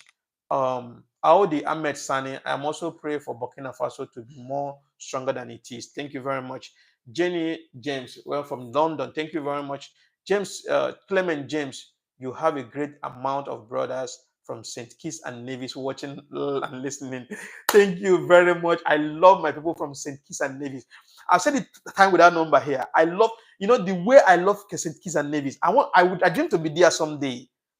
I want to come, even if it is 1 week, even if it is 2 weeks. I have a plan of coming to St. Kitts and Nevis. I don't know. I think Nigeria will have visa free to St. Kitts and Nevis. I will check.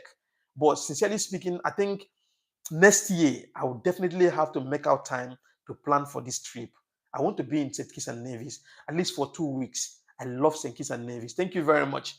Thank you very, very, very, very much. Donai Ainus from Indonesia. Thank you very, very much, my brother from Indonesia. I see Panla King from Guyana. Thank you very much, but you're living in New York. Okay, thank you very much, my brother Panla King. Thank you so much. God bless you.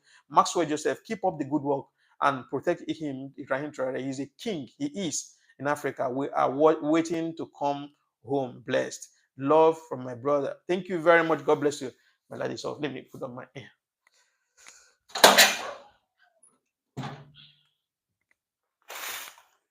Oh, yeah. Thank you very much. Thank you, thank you, thank you, thank you, thank you. Oh, you guys will have to come back home. Definitely, it's important. I see Blunt Ibrahim Traoré is a replica of Patrick Lumumba, Julius Nyerere, Thomas Sankara, Murtala Mohammed. Thank you very much, my brother. I think this comment. He's a Pan-Africanist, and he's an amazing guy. He's an amazing guy. He's an amazing guy. He is. I see Anne Mary George. I am watching from Dominica in the Caribbean. I love Ibrahim Traoré. My Caribbean people. Oh my God. Dominican people.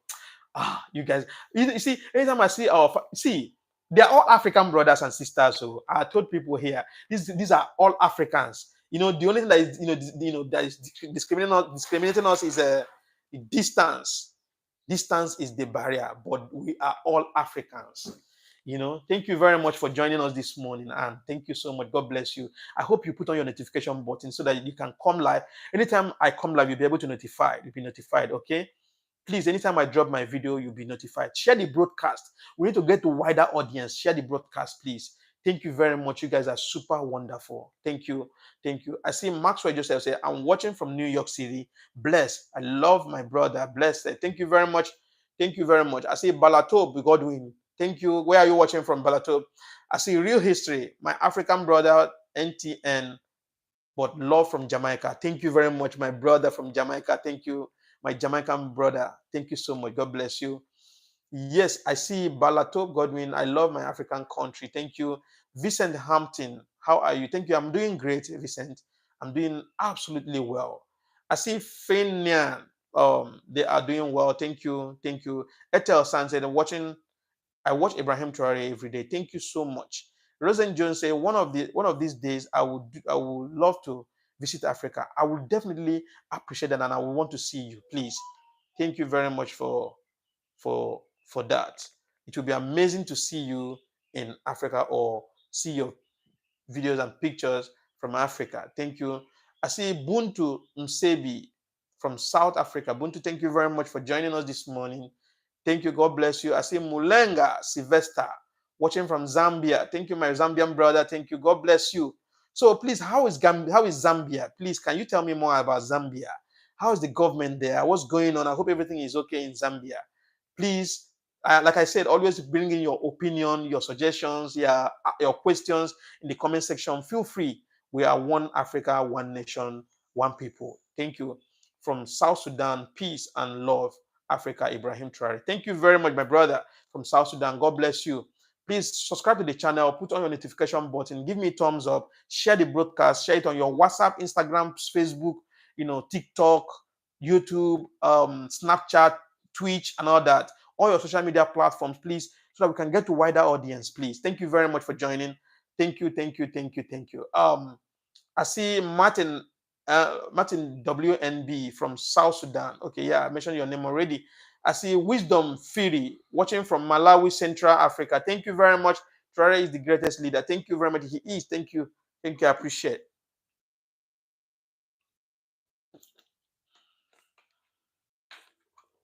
Mm. My throat is dry already. I'm almost here 2 hours. 2 hours almost.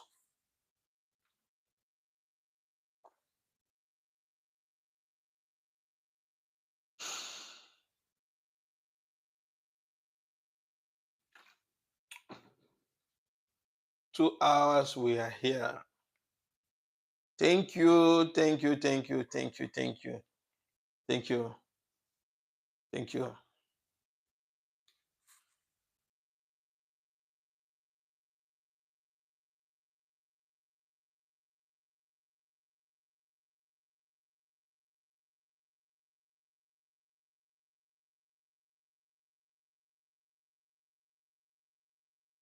Thank you. Thank you. Let me rest a little bit. My throat is dry, kind of dry.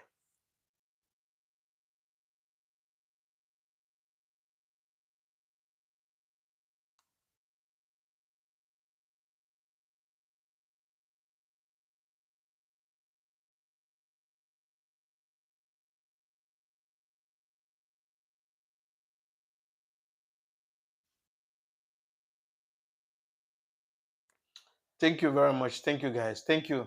I see Mulenga Sylvester here, and we are okay, slow, but sure by the grace of God. Thank you very much. I see Martin say cooking something special for those who cares about the growth of Africa. Thank you very much. Thank you. Thank you. Thank you. Thank you. Thank you. Thank you. Thank you. Thank you. Thank you. Thank you. Thank you. Mm. There's something I want to show you guys. This is what the Maya when he went to what's it called? When he went to Burkina Faso. I want to show you guys. I want to play you guys for those that are doubting the handwork of Ibrahim Traoré.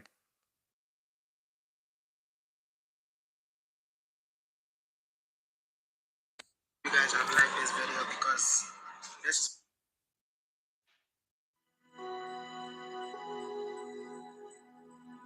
I heard that you all sleep on the streets just to protect your president. Is it true? First of all, it's because of the love they have for the country. Because of what? The love.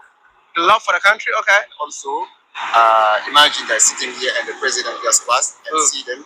That's kind of motivate the president. This is why they decided to go out and to be like, oh, if something happened in the country, they have to be alerted so they can react immediately in order to protect the president.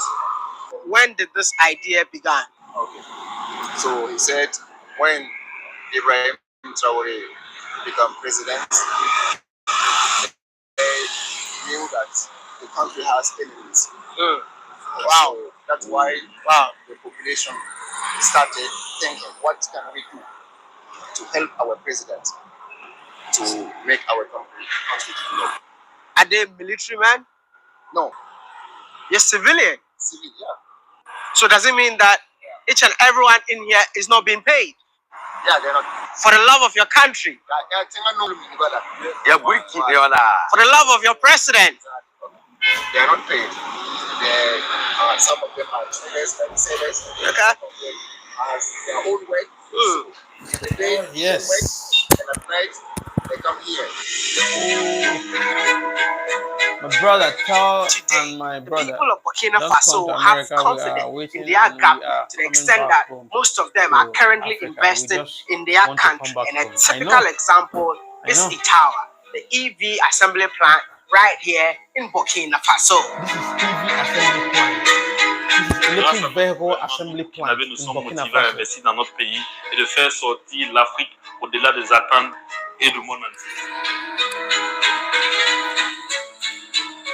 You all saw the news, and I'm here to testify that it's real, not a fake news. This is one of the initiatives of His Excellency to industrialize his country.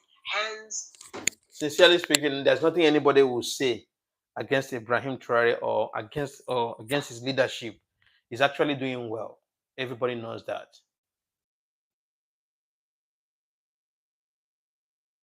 Olalekon Akinsete. May I know what you mean by this is absolutely nonsense? Please, what is this? What do you mean, please? Please, can you tell me why this my broadcast is nonsense, or why you are laughing, giving me laughing emoji, or saying you make me laugh? What is this? What is the meaning of that?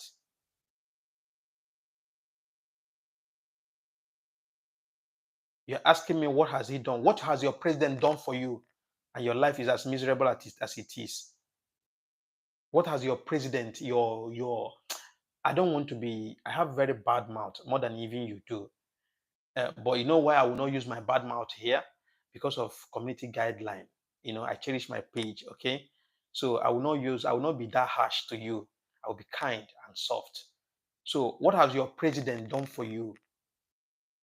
What have your Tinubu, your second God or your God done for you that will make Ibrahim Traoré whatever you think he is? Do you have 24 hours electricity as a Nigerian? Because I know that you are a Nigerian and you are from the West. I'm kind. What has your president done for you? What has Tinubu done for you as a Nigerian? And by the way, where do you even live? Where do you live?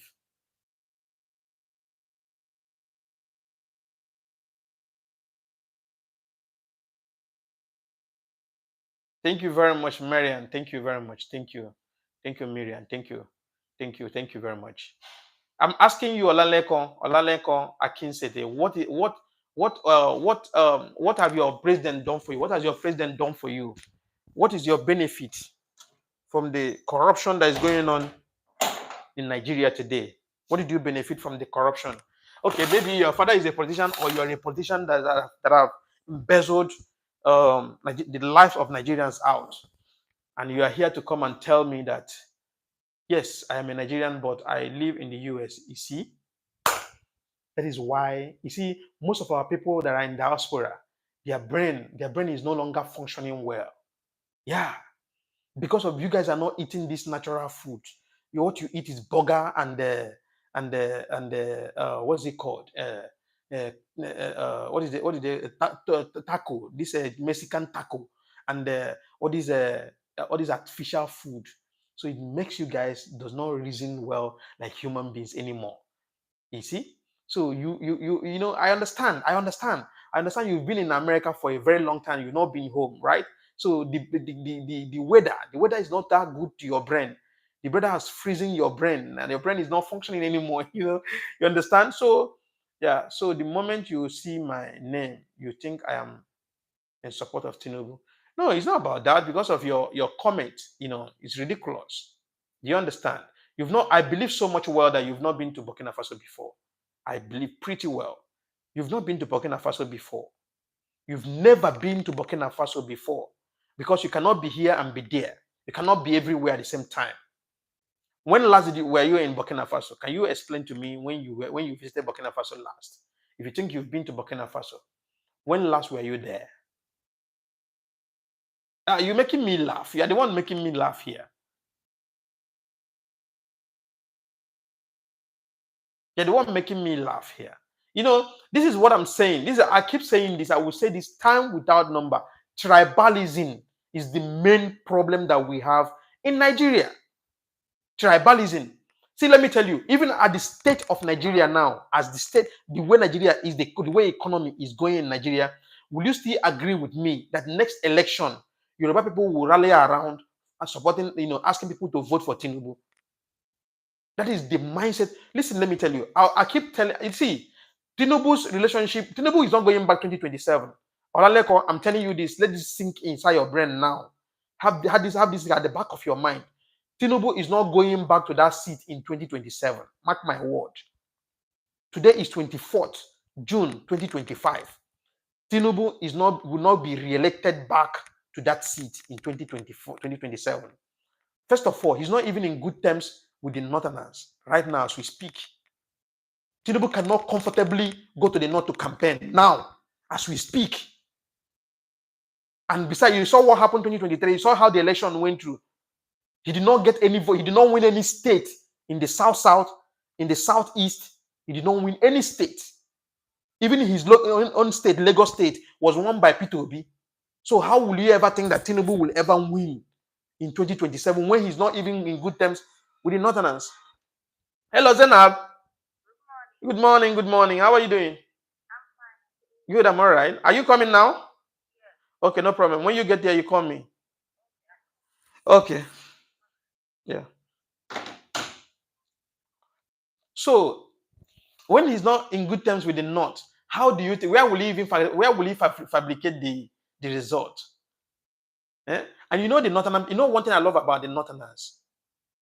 Do you know one thing I love about the Northerners? If Northerners tell you no, their no is their no. You can't buy them.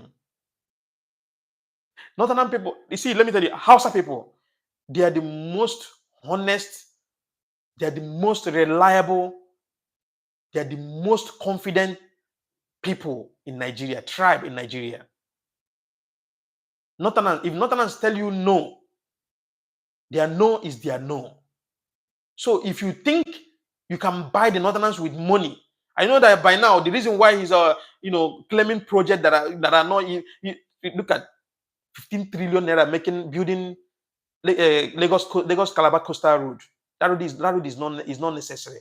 That money is gonna be used for election. Mark my word. Mark my word.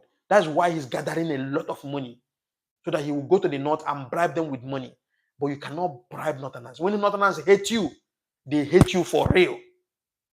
So if you are thinking and believing and thinking that your God, their godfather or your demigod will go back to Asorok again in 2027, you are just wasting, you are joking, you are wasting your time. Okay? So put that at the back of your mind.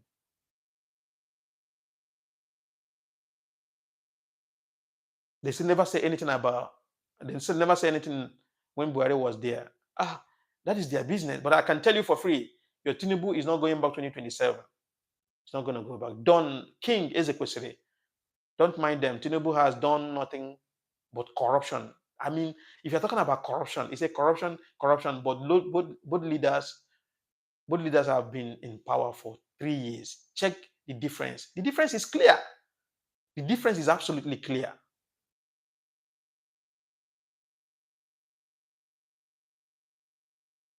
Okay, Oluwa Sogo Abe said, but why are they all not complaining about Sokoto Badagry Road?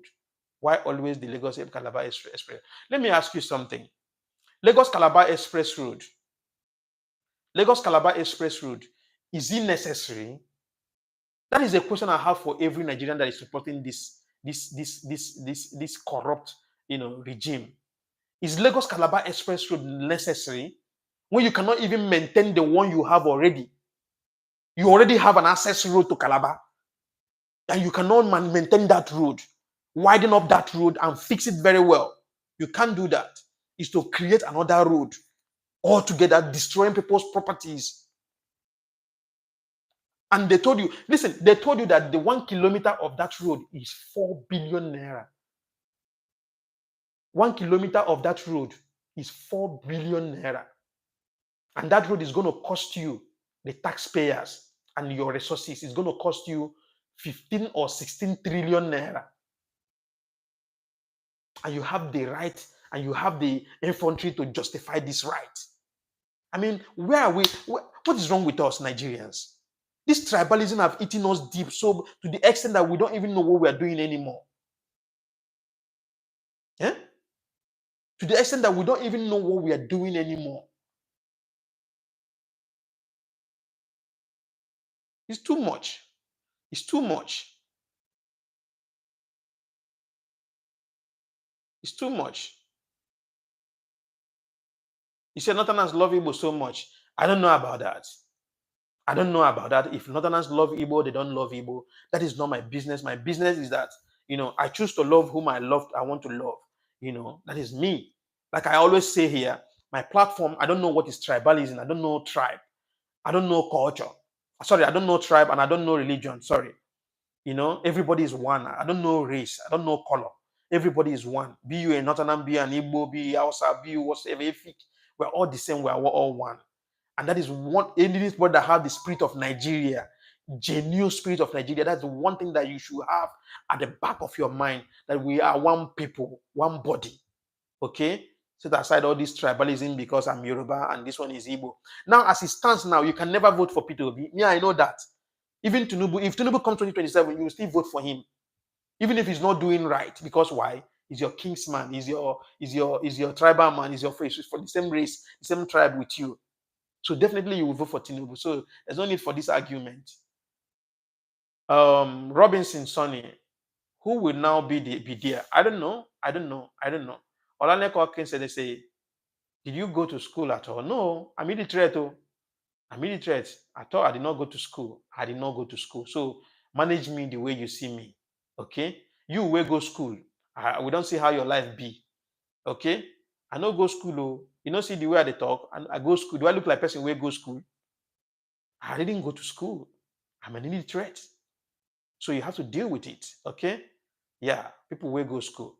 Olusegun Abe, if you have 2 million to wager, I am ready to bet with you. Tinubu is coming back in 2027. I heard you.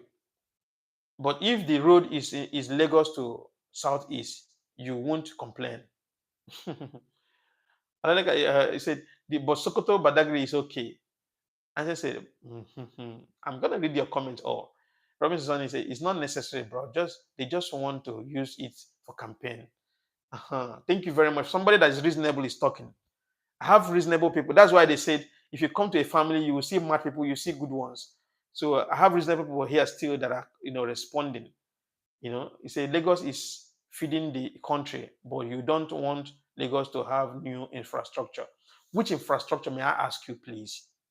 Which infrastructure do you have in Lagos? I want to ask you, as a Lagosian that you are, do you have 24 hours electricity that is common anywhere? Do you have 24 hours electricity that is just a common basic amenity?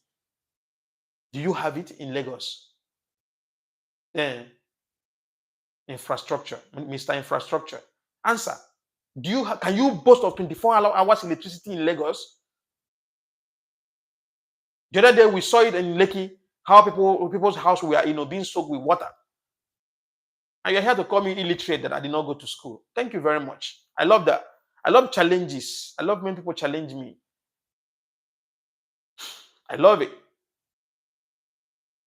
He said when they finish building it, don't use the road. What will I do the road with? What am I? Anytime I go to Nigeria, I fly from Lagos to Owerri.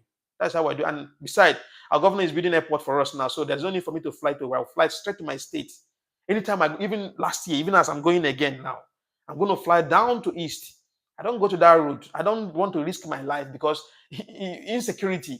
First of all, let's talk about insecurity. Your life is at stake, as a Nigerian that is living in Nigeria, So since you choose to support evil, my brother, continue supporting, and always have it at the back of your mind. What you support will stand for you, will be in the front of your door. You say, shut up, stop with the gaslighting. Now you are throwing insult, right?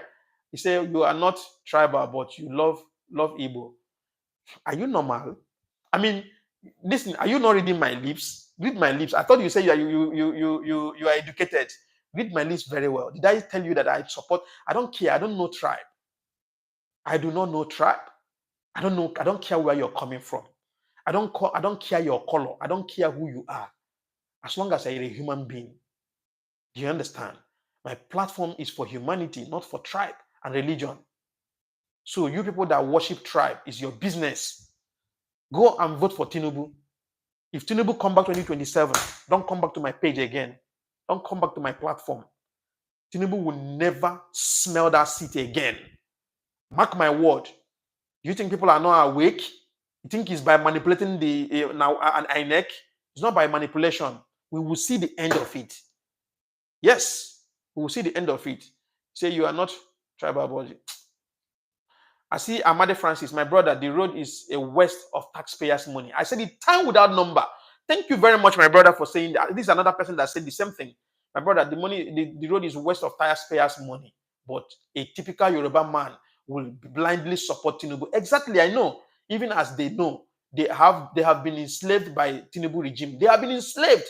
Now, if you are buying rice, if you are buying a bag of rice for 100,000 naira, them they will still buy a bag of rice 100,000 naira. If you are buying fuel for 1,500 naira a liter, them they will still buy the same fuel 1,500 naira a liter. Hello, Zainab. Okay, wait, let me throw the key to you, to the security. Yeah.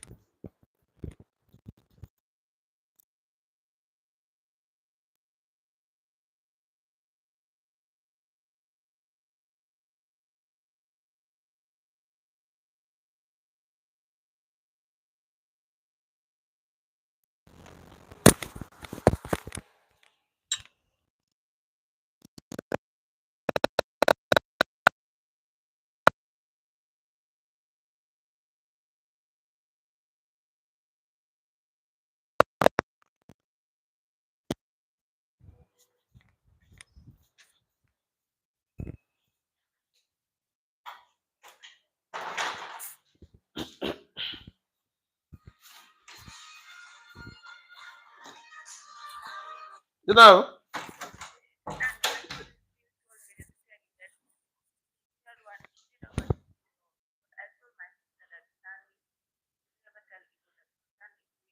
excuse me.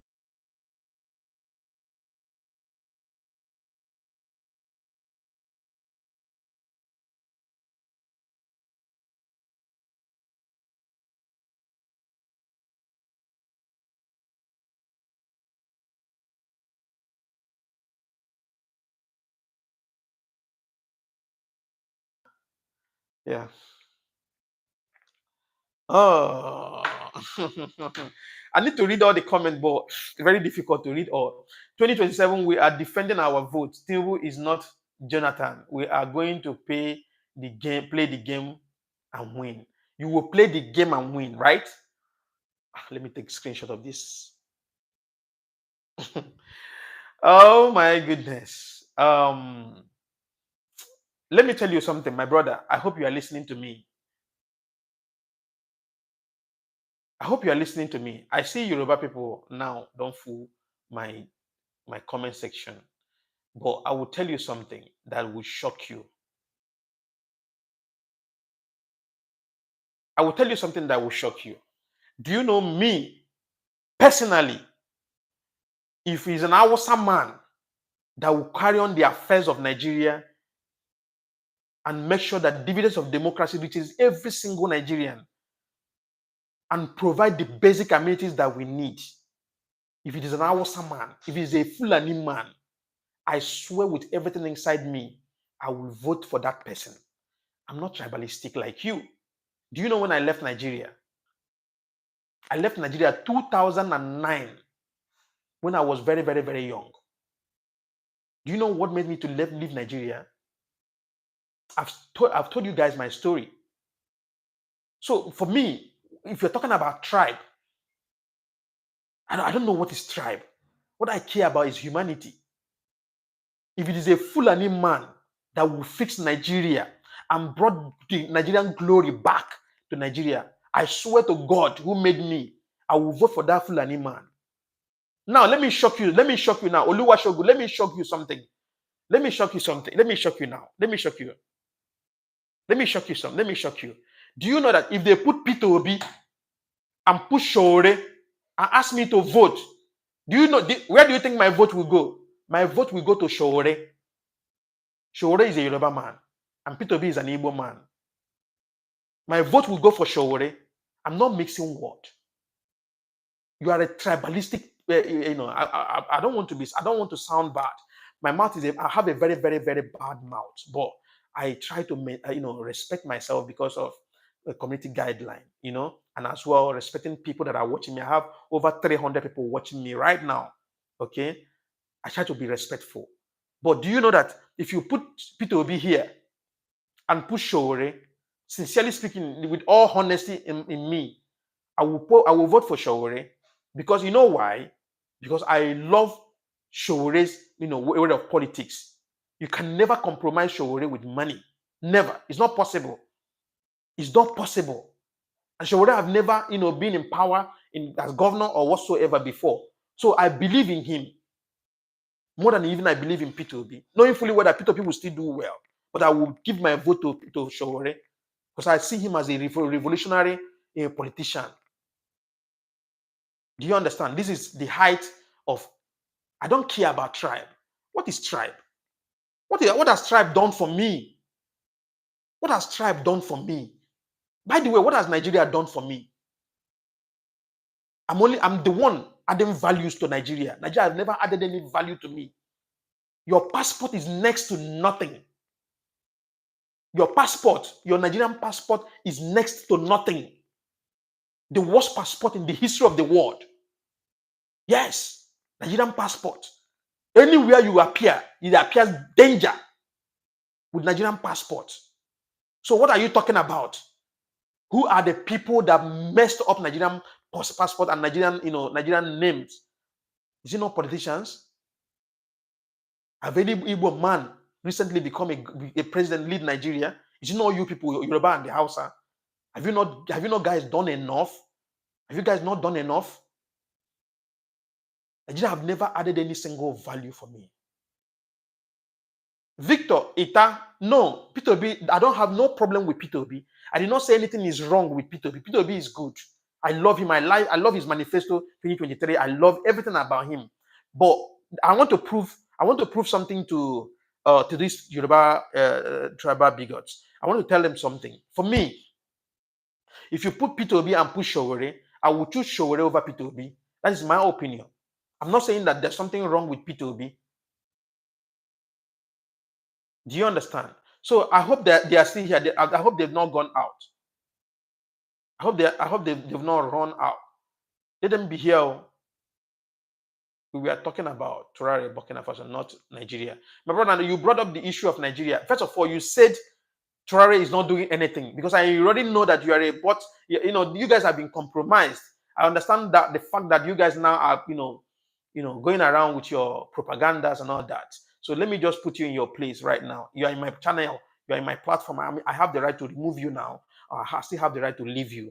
So I will just leave you so that we can tutor you, right? I can lecture you. First of all, you asked me if I go to school at all. I told you yes. I'm an illiterate. I did not go to school. I can't even afford to go to school. So that is why I wasn't able to go to school.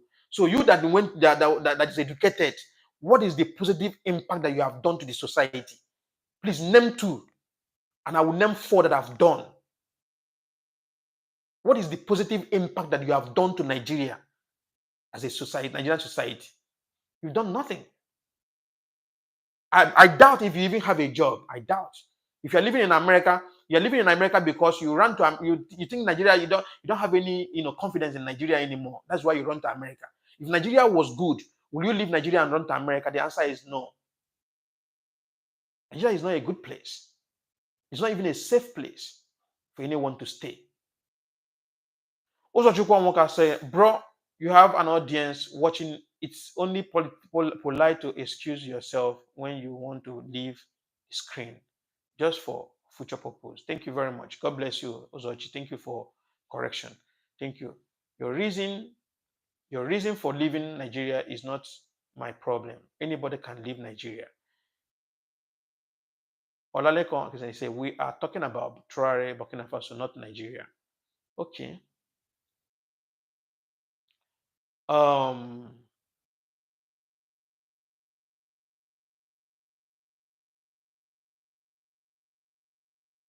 In everything, you are a liar. Your brother scattering drug and doing courtism in foreign countries, ruin our reputation.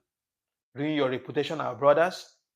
Now, can I show you 2 or 3 Yoruba people that have been caught in Murtala Muhammed Airport? That are mainly see that we don't want to go that route. If you talk about courtism and you talk about scam, come to Gambia, see them here. Okay, so please don't go that route. Listen, first of all, our passport is already messed up in the first place. First of all, it's messed up everywhere, even in African countries, even in West African countries. Do you believe me that Nigerian passport, if you get to Mali border in, I've said it time without number here, at Mali border, when you're crossing, when you're on transit running that road, when you get to Mali at the border entrance, you will have to pay 10,000 sefa with Nigerian passports before you can get a stamp to enter Mali when you're on transit. Other African countries are 1,000 sefa, 1,000 sefa. Nigerian passport is 10,000 sefa for you to see how bad your passport is.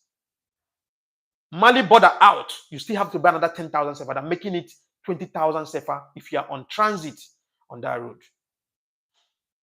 The same thing in Senegal, you have to pay 5,000 sefa if you're on transit.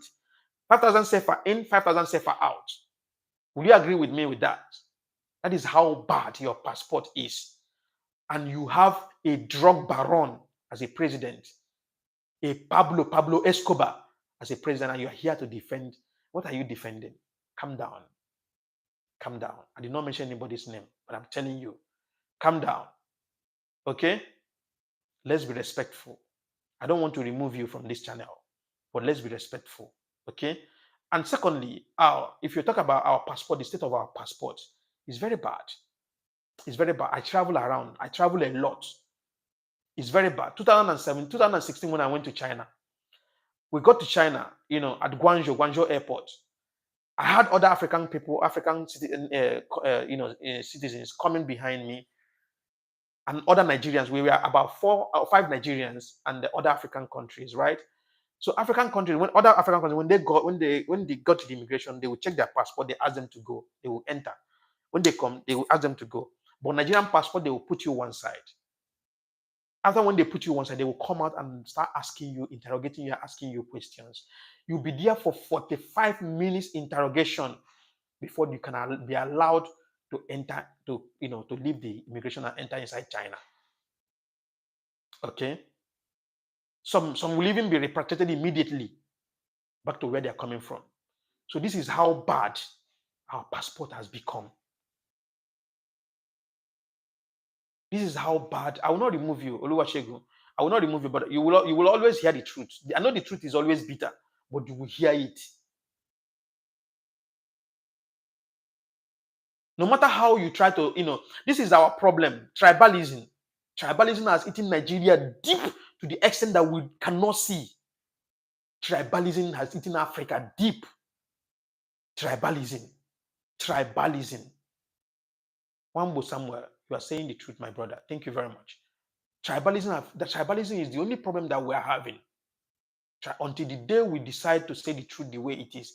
I'm really skeptical. Sorry, I'm really skeptical about this hype about Traoré, and the main reason is the AI clip. All the same, I see youth as ground for having fresh ideas and method of doing things. Our leaders are. My brother Yakubu, you've not been to Burkina Faso before. I'm not hyping Ibrahim Traoré. You need to be to Burkina Faso so that you can confirm what I'm saying. This is not fallacy. This is not fallacy. You need to be there. I understand the fact that you've not been there and you think everything that you see on social media is AI. I understand people recreated his voice and making him speak English fluently, and that's AI.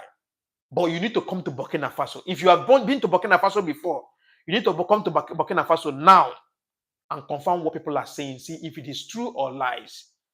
Okay? Ibrahim Traoré is doing well. Don't let anybody deceive you. He's doing amazingly well. Do you know the distance between here and Burkina Faso is not far? And besides, I have a plan of going to Burkina Faso in August. Sorry. I have a plan of going there for 1 week. So you guys will see me on live broadcast. I will show you guys everything that is going on there. I have a lot of brothers that have gone there. Confirm. Burkina Faso is a project site. Don't let anybody deceive you. Not everything you see on social media is AI. Most of these things are real. Do you believe and agree? Do you agree with me that Burkina Faso, as we speak now, does not even import armored tanker to Burkina Faso? They don't import armored tank.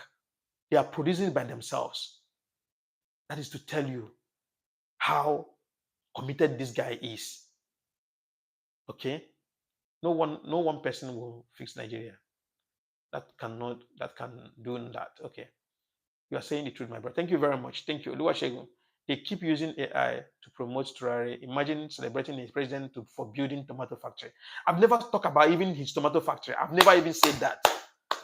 All I'm talking about is the road infrastructure, the road construction. That's all I talk about here. That's all I talk about here. The level of road construction that is going on in Burkina Faso. That's all I talk about here. I've not even gone to tomato pest and all that. Sanusi Yahweh, Allah, yeah, but yeah. Thank you. Billy Dalmani is the white man system, bro, and Nigerians messed your own passport. Exactly. Thank you. Oluwasegun said the government didn't mess our passport. It's Nigerian citizens that ruin Nigerian passport. We are not good citizens. Nigerian citizens are sweet citizens. They were good people. We are amazing people. We have very horrible leaders. Take that to the bank. Very horrible leaders. That is why when you see Seyi Tinubu, you bow for him, you lie down for him, you worship him. What is Seyi Tinubu's job? You see, Yoruba people, you guys should stop this sentiment, this tribalism. It's not going to help us. When you see Seyi Tinubu, you lie for him, you lie down for him. You are praising somebody that have hold your fifth generation destiny ransom. Somebody that is enjoying what is meant to give you a better life. Now, when the reality will hit you in Nigeria, one day reality will hit you in Nigeria, and you will remember my words. Do you know the day the reality will hit you? The day you will get accident on Nigerian road, and they take you to hospital, and they will ask you to deposit 1 million naira or 10 million naira before you be treated. That day you will get to remember what I'm telling you. That day when reality hits you, you will get to understand that you are in a failed government. Your government is a failed government. There's no sugar in your tea, Oga. If you are hoping for Tinubu to do anything for you, you are wasting your time. You are wasting your time.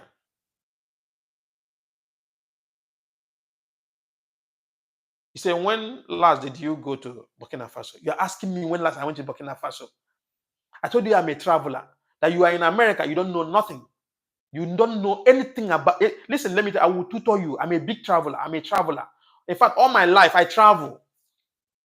Since 2009 till now, my life is all about travel, travel, travel. Do you know how many languages I speak? You want us to challenge? I'm a traveler. Listen, let me tell you. I will tutor you. It's not about there for America. It's not about America. I will tutor you. I will know how you guys are living there. Stop all these your shenanigans you guys are doing on social media and all that. We know how life is there. Do you understand? We know how your life is there in America. So calm down. Pipe or low. Do you understand? We know how life is there. So stop. That's why you guys, when you guys go, you started making yourself look like you are so superior, like you are more superior than people living in Africa. You're not better than people living in Africa. Do you know that our people living in Africa, the money they've made in Africa here, you come in 100 years to come, you can't make half of it. Do you know that Africa? Don't worry, let's talk about let's leave that for next talk.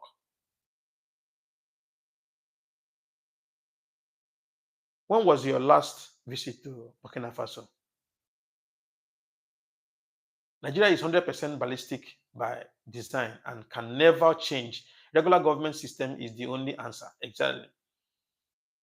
Ebonyi State is well developed than Burkina Faso. Like I said, I've never compared Burkina Faso to any state in Nigeria. All I said here is that Burkina Faso is like a project site that is under construction. That is what I said here. Do you know how many years Dev Mahi did amazingly well in Ebonyi State? And Dev Mahi is a civil engineer, and he ruled Ebonyi State for 8 years. He had good intention. That is right. But listen to me. Burkina Faso is a project site. It's not done yet. So calm down and watch it play. Okay?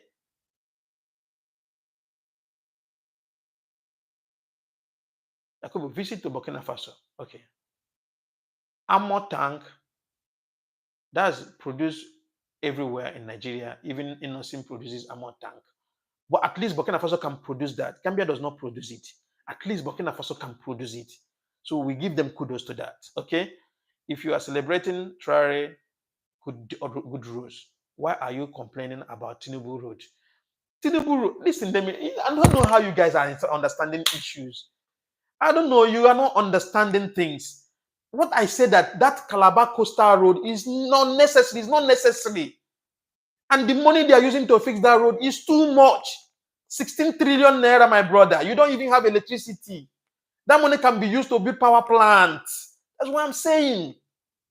I don't know how your brain is this bad. Are you the one living in America? I don't know if you're the one living in America or you're living in Nigeria. It seems like something is affecting you. You're not even reasoning again. Try to understand my point. That road is not necessary. That Lagos Ibadan Express Road, why would they not fix it and put it in a good state, in a good condition, so that people can make use of it? Maintain the one you have already before you start going into developing another road. It's as simple as ABC. Am I asking too much? Let's just try to understand. I'm making a very valid point here, but you are misunderstanding the whole thing. It's as simple as ABCD. Muazu Muhammad say, Allah, yeah, okay, this one is Hausa. I can't read Hausa. Your passport is not died because you lie down for Sheikh Tinubu. Your passport is denied because your fellow citizens have done evil in those countries. I have no idea. I've been living in the Gambia for 15 years, though I travel around, but I've been living here for the past 15 years. I've been having contract, executing my contract without having issue or monetary. Nobody ever arrested me before. In my whole entire life, let me bust your brain. By the way, there's nowhere you will go and will not see bad people. Even in the Gambia where we live, you will still find bad people. So why is it that our own is too much? There are good Nigerians everywhere. Most Nigerians are very, very good. Okay? So stop demonizing Nigerians and blame your government for their failed system.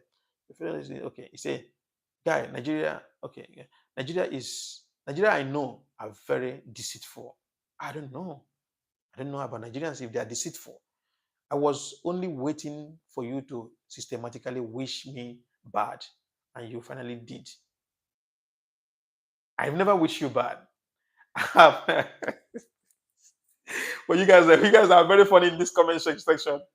Very Oluwashegu, sorry. Thank you. No, if I said anything that is bad, I'm sorry. I'm sorry anyway. I'm sorry. We're just, we are rubbing mind, we are getting to understand each other, we are just, sharing ideas and thoughts. That's okay.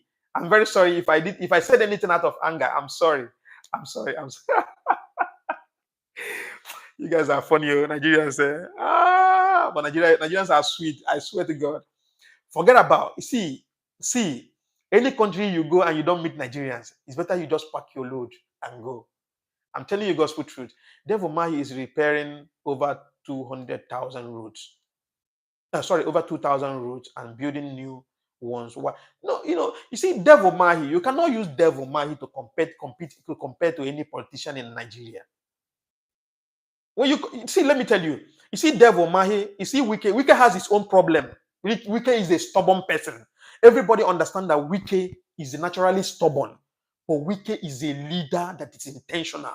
He understands the quality of leadership. He understands, the plight of the people. That's one thing I love about him. That's the only thing. But he's too political. That's the problem that he has.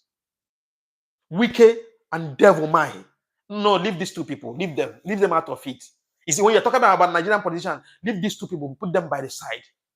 Put them by the side. They are good. Two of them are good to go. They are good to go. Yeah. So that is another story for another day. Traoré is good, but regional government is the only answer to Nigeria's numerous problems, or else we are wasting our time. Exactly. All right. So, guys, I've spent 2 hours and 30 minutes here already. So I think that's enough already for today. So I'm going to be leaving for now till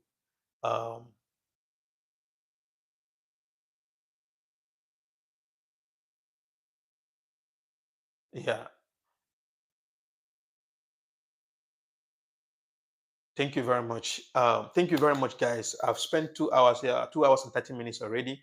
So I'll be leaving now, and I'll be leaving you guys. Not just I'll not leave. I'm not leaving you guys anyway, but I'm just closing the live broadcast for today till 8 p.m. Gambia time, and tomorrow morning 9 a.m. like Gambia time is Nigerian time 10 a.m. anyway. So I'll catch you all in the evening and tomorrow morning. So thank you very much for joining me in the broadcast. Thank you for lending your voice. Thank you for sharing your opinion.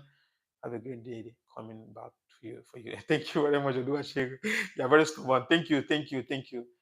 No worries. I can't disturb you. Thank you, guys. Thank you. I really appreciate you guys. Thank you very much. If you have not subscribed to the channel, please subscribe to the channel. Put on your notification button. Share the broadcast. Share it on your WhatsApp channels, your WhatsApp status, Instagram, Facebook, TikTok, Snapchat, Twitch, all the social media platforms. Share them so we can get a wider audience. Thank you very much. I really appreciate you guys. I'm super amazing. I thank you guys. Thank you, Mr. Oluwashegu, and that's my brother. And there's one of my brother again here, Oluwashegu and Oluwashogo, sorry, Oluwashogo, and the other one, what's his name? Let me check. Ah, he left already. Olalekon, thank you very much. Thank you, guys. Thank you. This is what I want. I want us to be constructive in our questions and opinions without throwing tantrum, without throwing insult to each other. Thank you very much. You guys are super wonderful. I appreciate. Please subscribe to the channel. Give me thumbs up there, please. Comment where you're watching from. I'll be going off now in the next 1 minute. Thank you. See you guys in the evening time. Bye-bye. Bye. Oh, bye. Bye. See you guys later.